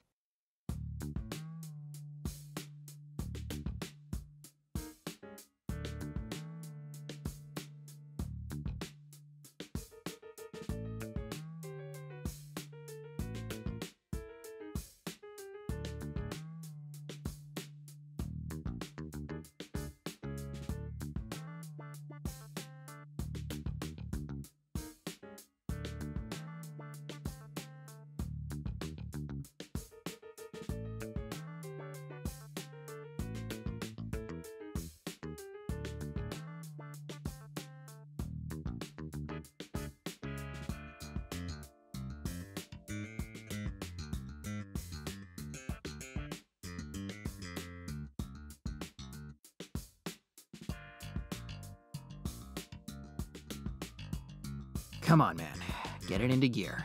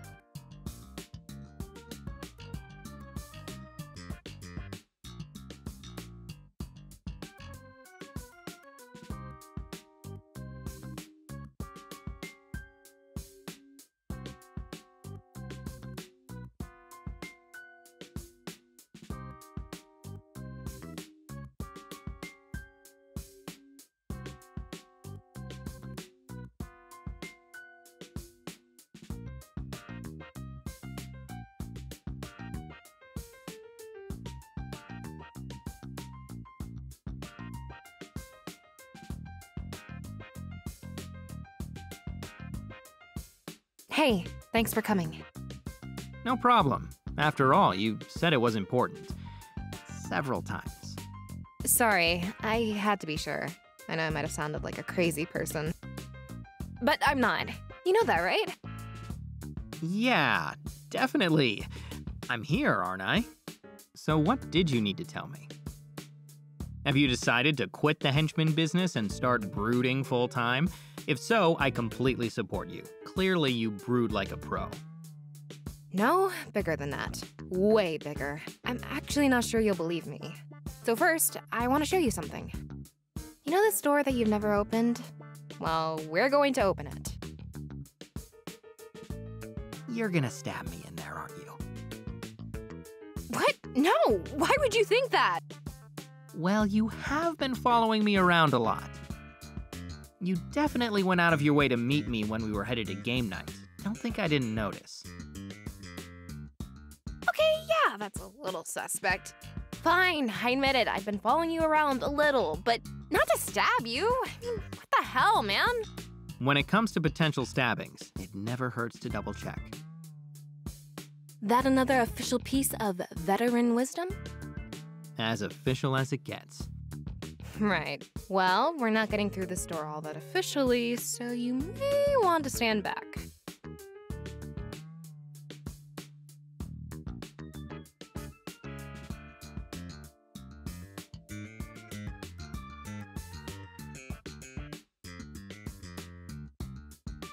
Moment of truth.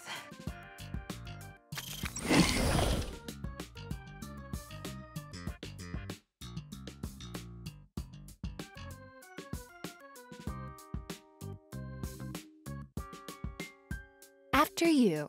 Figure you should see it first, considering how many hours of your life you've spent standing right next to it. Wow, polite and pessimistic. This is why we get along. All right, let's see what Lord Bedlam's been hiding.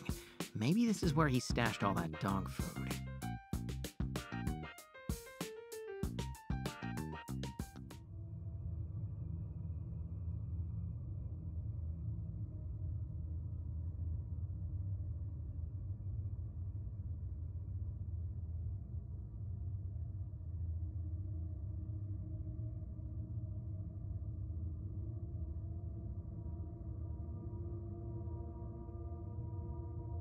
This has been here the whole time? I come in peace, hopefully not evil AI person. Please don't sick any robots on me. I'm sorry, it is too late, Stan. Now I must turn you into a cyborg and enslave your mind. Don't worry, we're still about 3 decades away from any serious threat of an uprising, and there's a good chance the robots get too distracted by social media to actually overthrow the government. So this huge housing and all the circuitry inside it are gonna be dedicated to posting GIFs? At that size, I bet it could just make a few thousand of them as easily as searching for one. Oh no, by then we'll be living in a post-GIF society. It'll be holograms or astral projections or whatever. Right, but will we still have statements punctuated by clapping emojis? I feel like all those full stops would be super appealing to a robot. Humans are an inferior life form, period. But tragically, I could never make any 15-second dancing videos. Alas, I have no legs, and I must meme. Oh God, we need more sleep. So much more sleep. But seriously, robot uprising aside, is this why you were so curious about the door on our tour? Did you know this was in here? Sort of. I knew something like this was in here, but not this exactly. I didn't think they had enough time to set a unit like this up, but Scorpion and Bedlam must have been working together for longer than anyone thought. So this machine is Scorpion's? I guess that makes sense. Lord Bedlam isn't exactly at the cutting edge when it comes to technology. But what did she put it here for? And that's where things get complicated. Think, what do you know about Madame Scorpion, outside of the whole assassin thing? What are her skills, her interests? She was Bedlam's partner on that job Wednesday, right? She showed up personally for it, even intervened. And what was she after? Data. Not really sure what kind, but it was a private tech company. No weapons, no financials. I never really figured out anything more specific than that. And her business, the Scorpion Group. They've got this new HenchCan app, right? Others too. And how do apps identify, recruit, and monetize users? Data. The private kind that companies aren't technically supposed to keep, but always do. Okay, I follow you. But is that really all this is about? An app for hiring meat shields? No, not just that. They've got a lot of things in development. But more than that, think about her for a second. Remember last night? She'd never played SNS before, right? She barely seemed to understand what it was at first, but within minutes she was playing like she knew every rulebook by heart. Yeah, it even seemed like she could predict the campaign I was running. How could she have known to stab that guy in the first town? Exactly, she couldn't have, unless she was gathering and analyzing data about it in real time. Oh my God, Madame Scorpion's a robot. I thought you said we had 3 decades. What? No, she's human. She just has powers that let her brain work like a robot's. Sort of. It doesn't officially have a name, because she's the only known case, and she's not exactly forthcoming on the details. I like to call it cerebral superprocessing. On a basic level, she appears to absorb and process data subconsciously, way beyond the rate of a normal human. However, it's expanded to a variety of physical and mental abilities. Right, so that's how she was able to learn everything there is to know about SNS while sitting at the game table. She must have some kind of superhuman Wi-Fi, too. Sure, if that helps you understand it better. That Wi-Fi and her enhanced physique could come from nanotech that rides off of her power's coattails, or a completely organic evolution of her baseline abilities. It's like I've been telling you, she's uniquely dangerous. And since you've been caught in her gravity, well, I figured you ought to know. Appreciate it.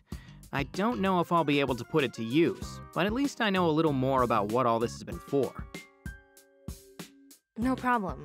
Like I said, you deserve to know at least that much.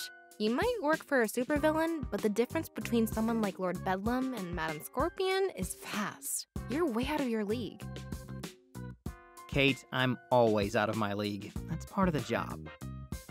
But why the steroidal server over there? Isn't all that information in her head? I'm not sure. Maybe it's meant to augment her power or cycle new sets of data in and out. Whatever it's for, she must think it's important. She's invested a ton in it. Her and Bedlam both, it looks like. Or at least he paid for the paint job. If that. As far as I can tell, your boss has basically turned into a supervillain shell company for the Scorpion Group. So he might have picked the paint, but paid for it? Doubt it. Good point. I don't think that dog food heist paid enough for a liter of soda, much less 20 gallons of paint. But hey, why don't we go find ourselves some index cards and string so we can set up a conspiracy board somewhere other than the secret supercomputer room, okay? Not that I don't appreciate the glimpse behind the curtain, but something tells me that if Scorpion finds us here, then it'll be the last thing we glimpse. Come on.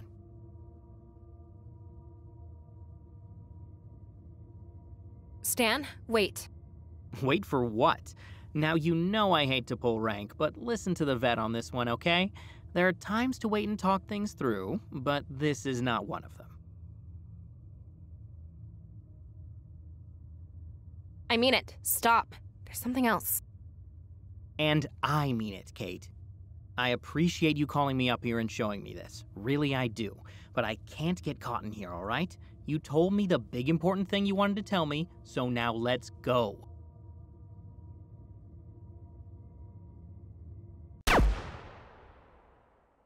That's the thing, Stan. There was one more thing that I needed to tell you.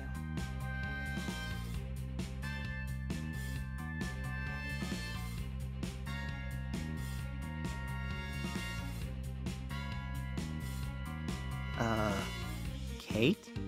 That's not my name.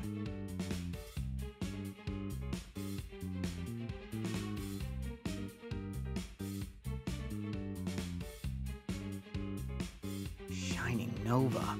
There you go. Knew you'd recognize me eventually. Just had to jog your memory a little.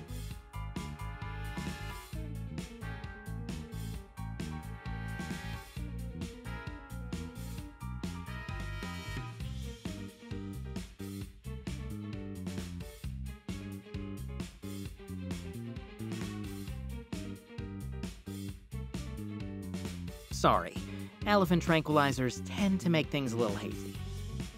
But your memory didn't need any jogging, did it? No, you recognized me from the moment you got here. That's why you went right up to me during orientation. That's why you've been following me around. It's also why you made such a grim, edgy character in SNS, wasn't it? You were overcompensating. And that's why... Are you telling me you left your name tag on so you could remember your fake name? Seriously? Hey, it's tough to keep everything straight when you're going undercover. There's nothing wrong with a cheat sheet. It's one syllable. You work at the absolute cutting edge of robotics, and you can't remember Kate? It's just, I have a lot of names to keep straight, okay? Anyway, I was going to answer 3 questions as an apology for being dishonest with you, but I'm counting that as the first one. So now you only get 2. I don't think that's gonna cover everything. You'll make do. Oh, come on, fire away.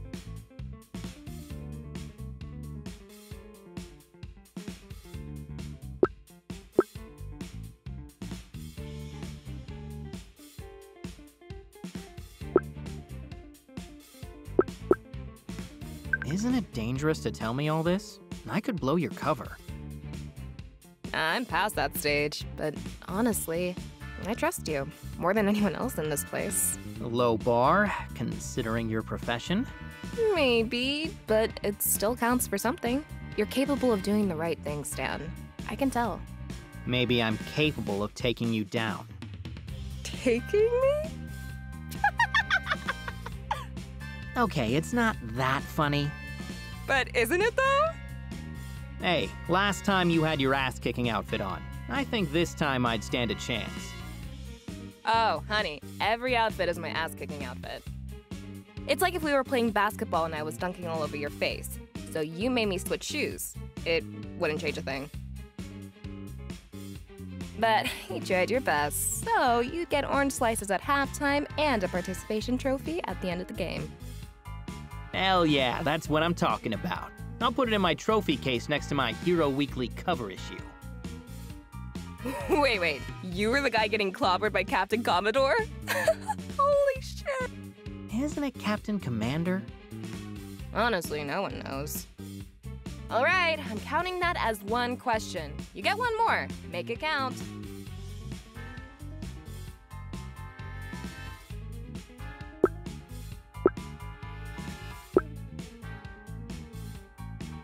Why me? Because we had a short conversation and then you tranquilized me? That can't be all of it. Well, it's like I said, Stan. I like you. This isn't coming out right. What I'm saying is...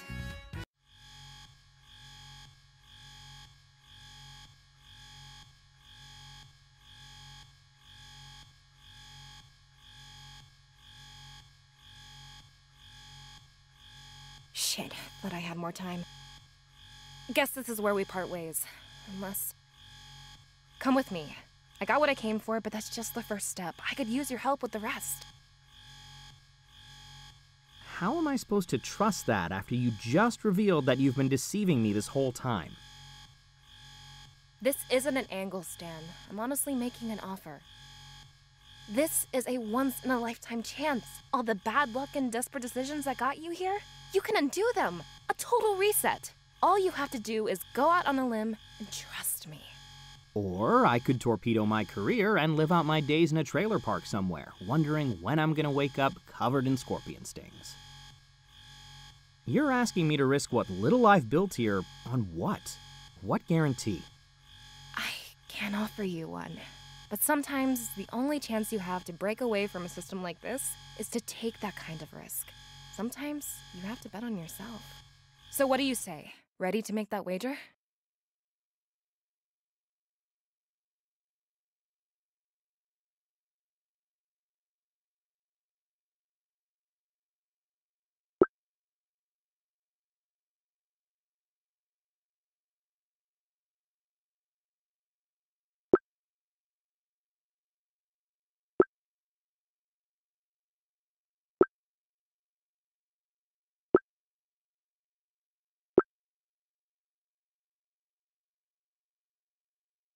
You know I can't. But I won't stop you from leaving. That's not true. You can. You just need to grit your teeth and do it. Just grit my teeth, pull myself up by my bootstraps, and make it happen, huh? Oh, is that all it took this whole time? Gee, I wish I'd known. Maybe it was that simple for you. The part about you being an engineer, that much is true, right? That's a damn good backup plan if this superhero thing doesn't work out. Me, I don't have the luxury of a parachute. This job is what I've got, period. So make something else. Stan. You don't have time to argue. Tick-tock, Nova. Right. Thanks, Stan. For everything.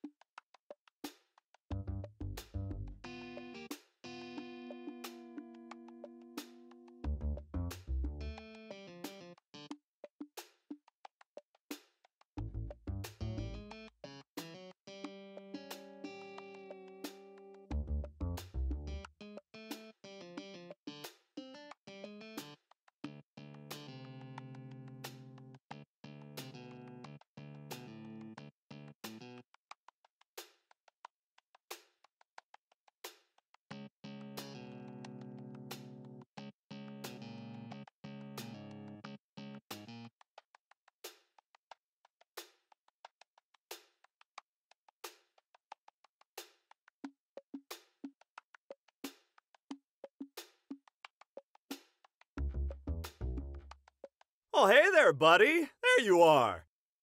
I heard there was an alarm at your door, so I went to your room to assign you the task of investigating it, but you weren't there.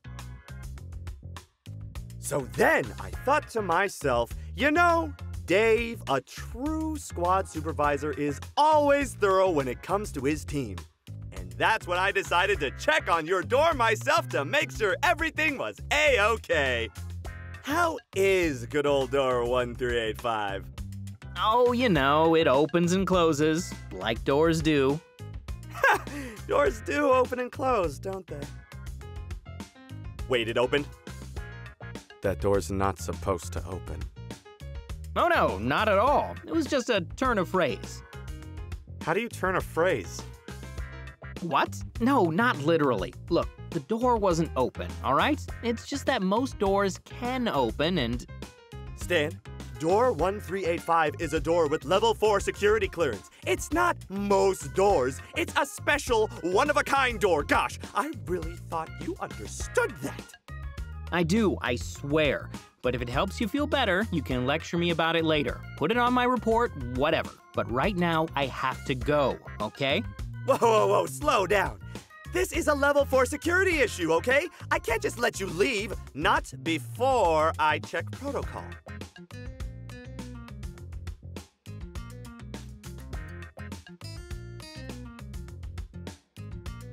Let's see, level 4 security clearance. Door left ajar. Yep, Now, says it right there, plain as day. I need to hold you here until you can be properly questioned. But I'm pursuing an intruder. You know what my great uncle Dale Dave said about butts? Everyone has them, and by golly, they really stink. So no butts, Stan. You're staying right here until we sort all this out. You know who won't have a butt or a head if we don't go after that intruder? Us. Not according to protocol. Not according to Lord Bedlam's protocol. Do you think Madam Scorpion is gonna give two shits what that little book has to say? You met her last night. Think about it. She did seem pretty quick to behead things. Gosh, buddy, I don't know. You might be right about her. But if we just start ignoring protocol, what happens next? It's like a slippery domino.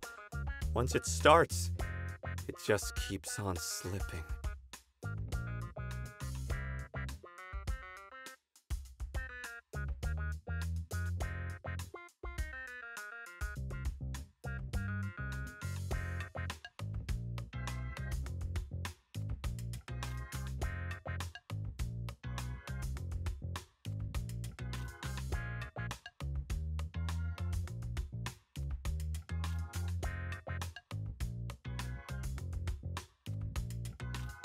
You know, with all this talk about door 1385, I'm getting a little nostalgic. You remember the conversation we had there this week? It was a simpler time. It sure was, wasn't it? We were talking about what shows we were watching, right? Yeah, you mentioned you'd seen the Captain Commodore special. You mean Captain Commander? Dude, who the hell even knows? Yeah, it went just like that. Then you talked about what you like to watch, which was... Oh, of course, historical what's-its. You know, the things you watch to escape. Emotionally escape, you mean? No prison cells, handcuffs, or radiators were involved, to be clear. Right, that was it. You know, after how Operation Day went, I think I almost got what you meant. My emotions weren't feeling so great after Shining Nova beat them up. Or my ribs. So I thought, well, if this works for a reliable veteran guy like my buddy Stan, maybe it'll work for me. And I tried watching one of those shows where they wear fancy clothes and talk all funny. But I've got to say, I had a hard time understanding any of it. Am I doing something wrong?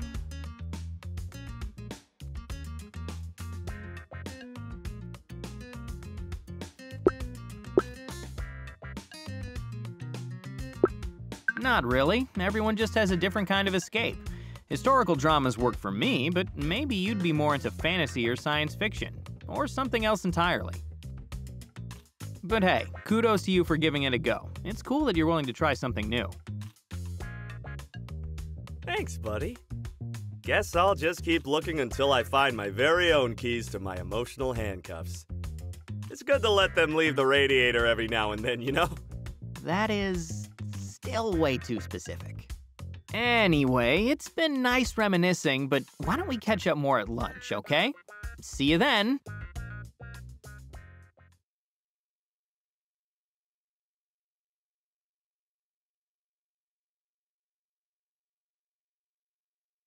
Whoa, just where do you think you're going, mister? We talked about this.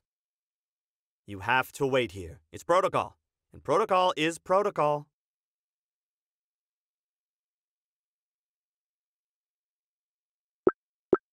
You know what? Fine. Hard way it is then. But one way or another, I'm leaving.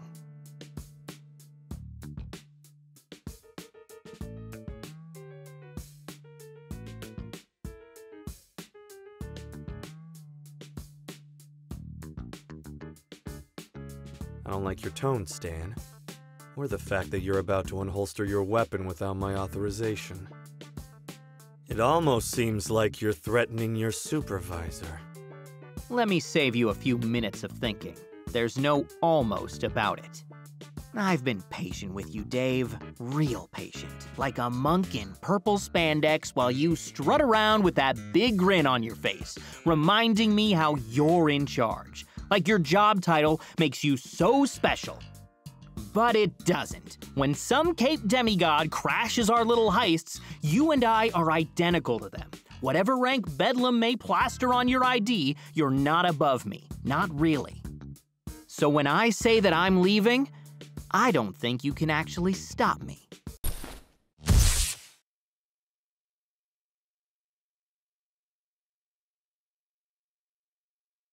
But you're free to try.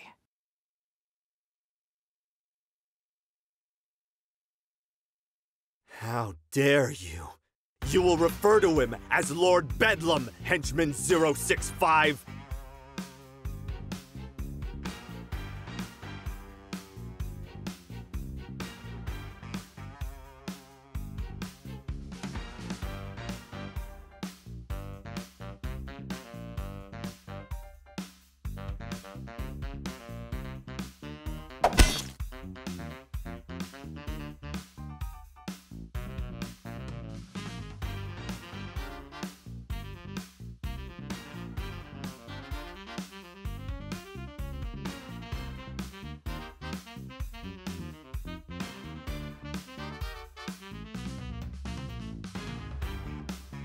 Just surrender to the will of Lord Bedlam 065 and I'll only have your pay docked for a month.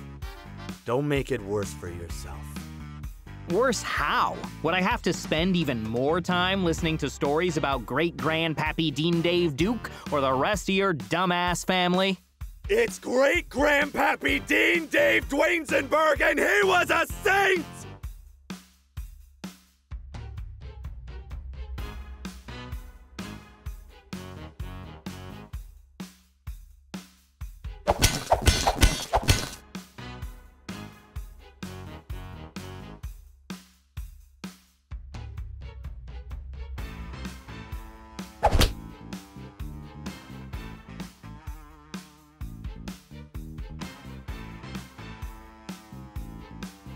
For Lord Bedlam!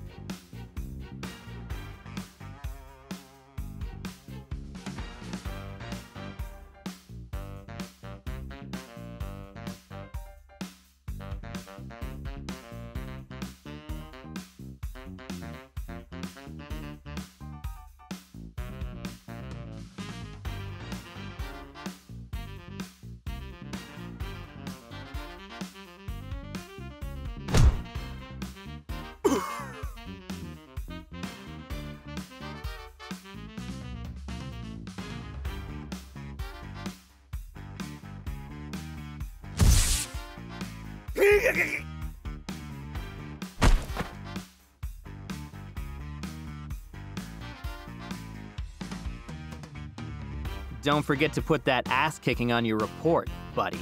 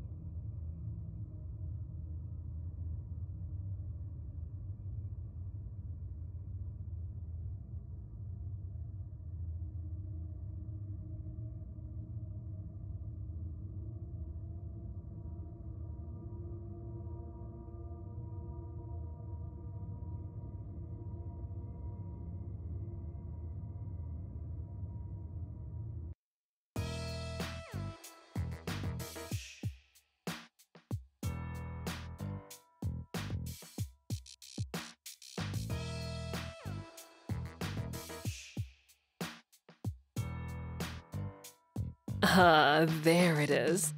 That's the look I was hoping for. Such a selfish girl, hiding that behind flimsy masks and gaudy helmets. I could feel it last night, you know, even as you so futilely tried to subdue it.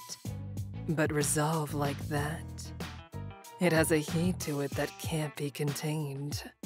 I can't wait to watch it flicker and die. Well, I can't wait to blast that smug little smirk clean off your face. So I guess that makes us even. Oh, I wouldn't say that. Whether or not you're adorned in your full armored ensemble, we're hardly even.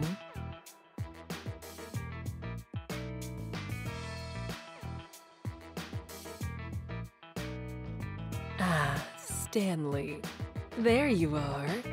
Such perfect timing. It does make me wonder. What has you wandering the halls at this early hour? You don't strike me as one who rises with the sun. Why, have we caught you in the midst of a morning tryst? With whom, I wonder? Well, Oh, don't be so bashful. You must share the details, I insist. But first, be a dear and restrain this impostor. It would be fitting, I think, for you of all people to be the one to capture Shining Nova. Be a dear and restrain this impostor. It would be fitting, I think, for you of all people to be the one to capture Shining Nova. He's not going to do that.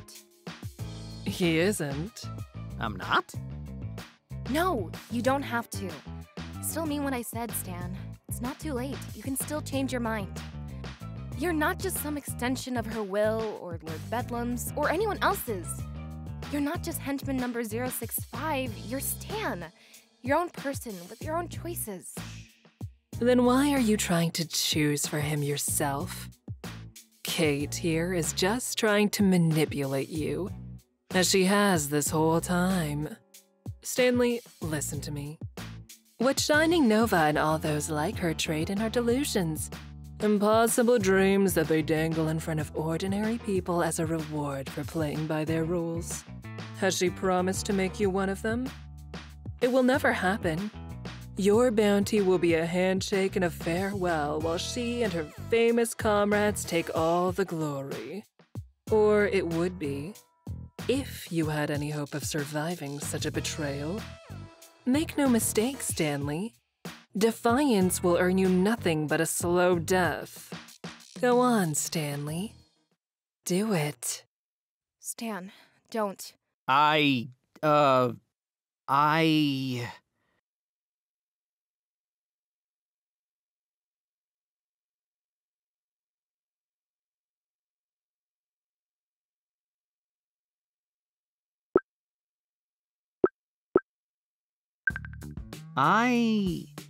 think this is above my pay grade.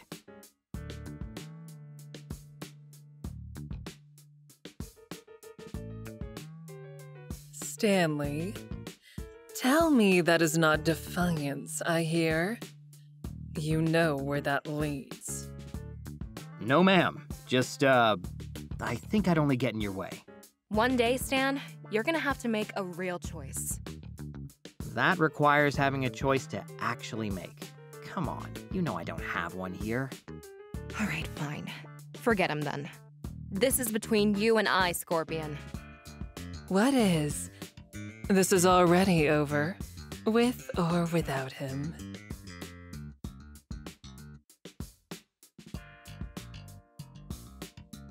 Though we will be discussing this later. You're too arrogant. This isn't close to over. I'm just getting started.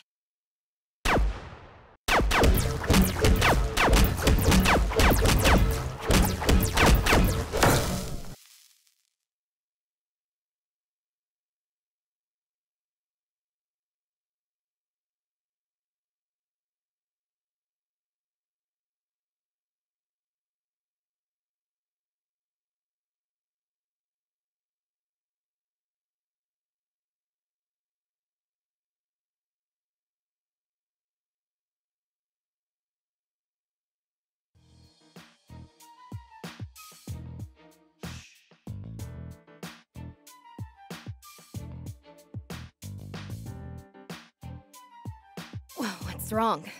Lose your nerve? Hardly. I already told you. I'm going to break that relentless spirit of yours first. I want to see it shatter.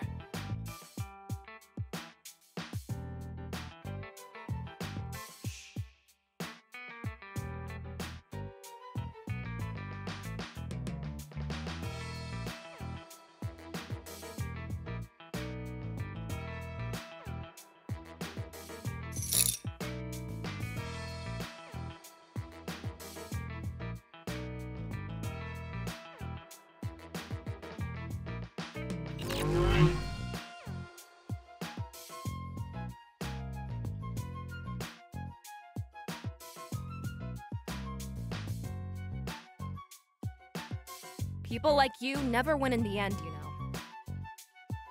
Oh, my dear, stubborn little friend. People like me are the only ones who win. Now, gentlemen, would you show our guest to our new room in the cell block? One with a view, if you don't mind.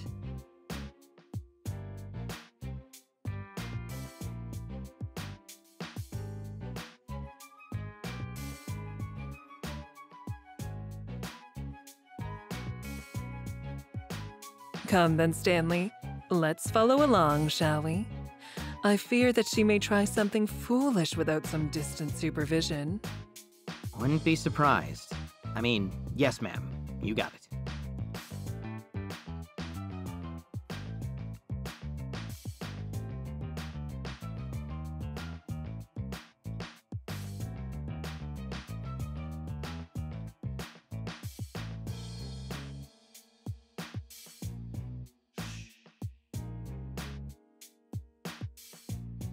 Eyes up, Stanley.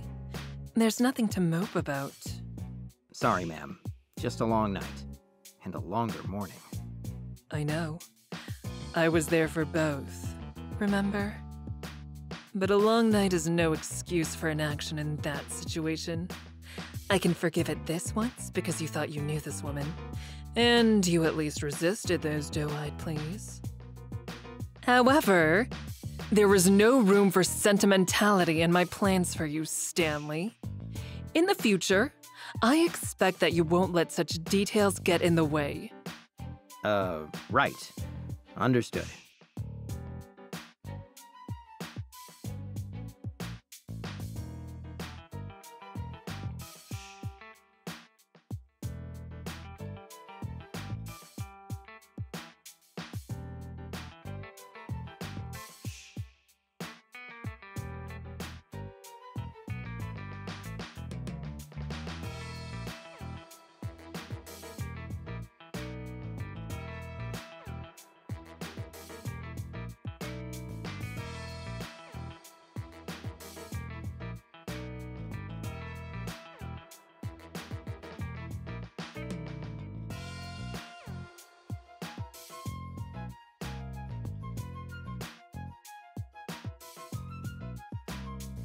How secure are those cells, in your opinion?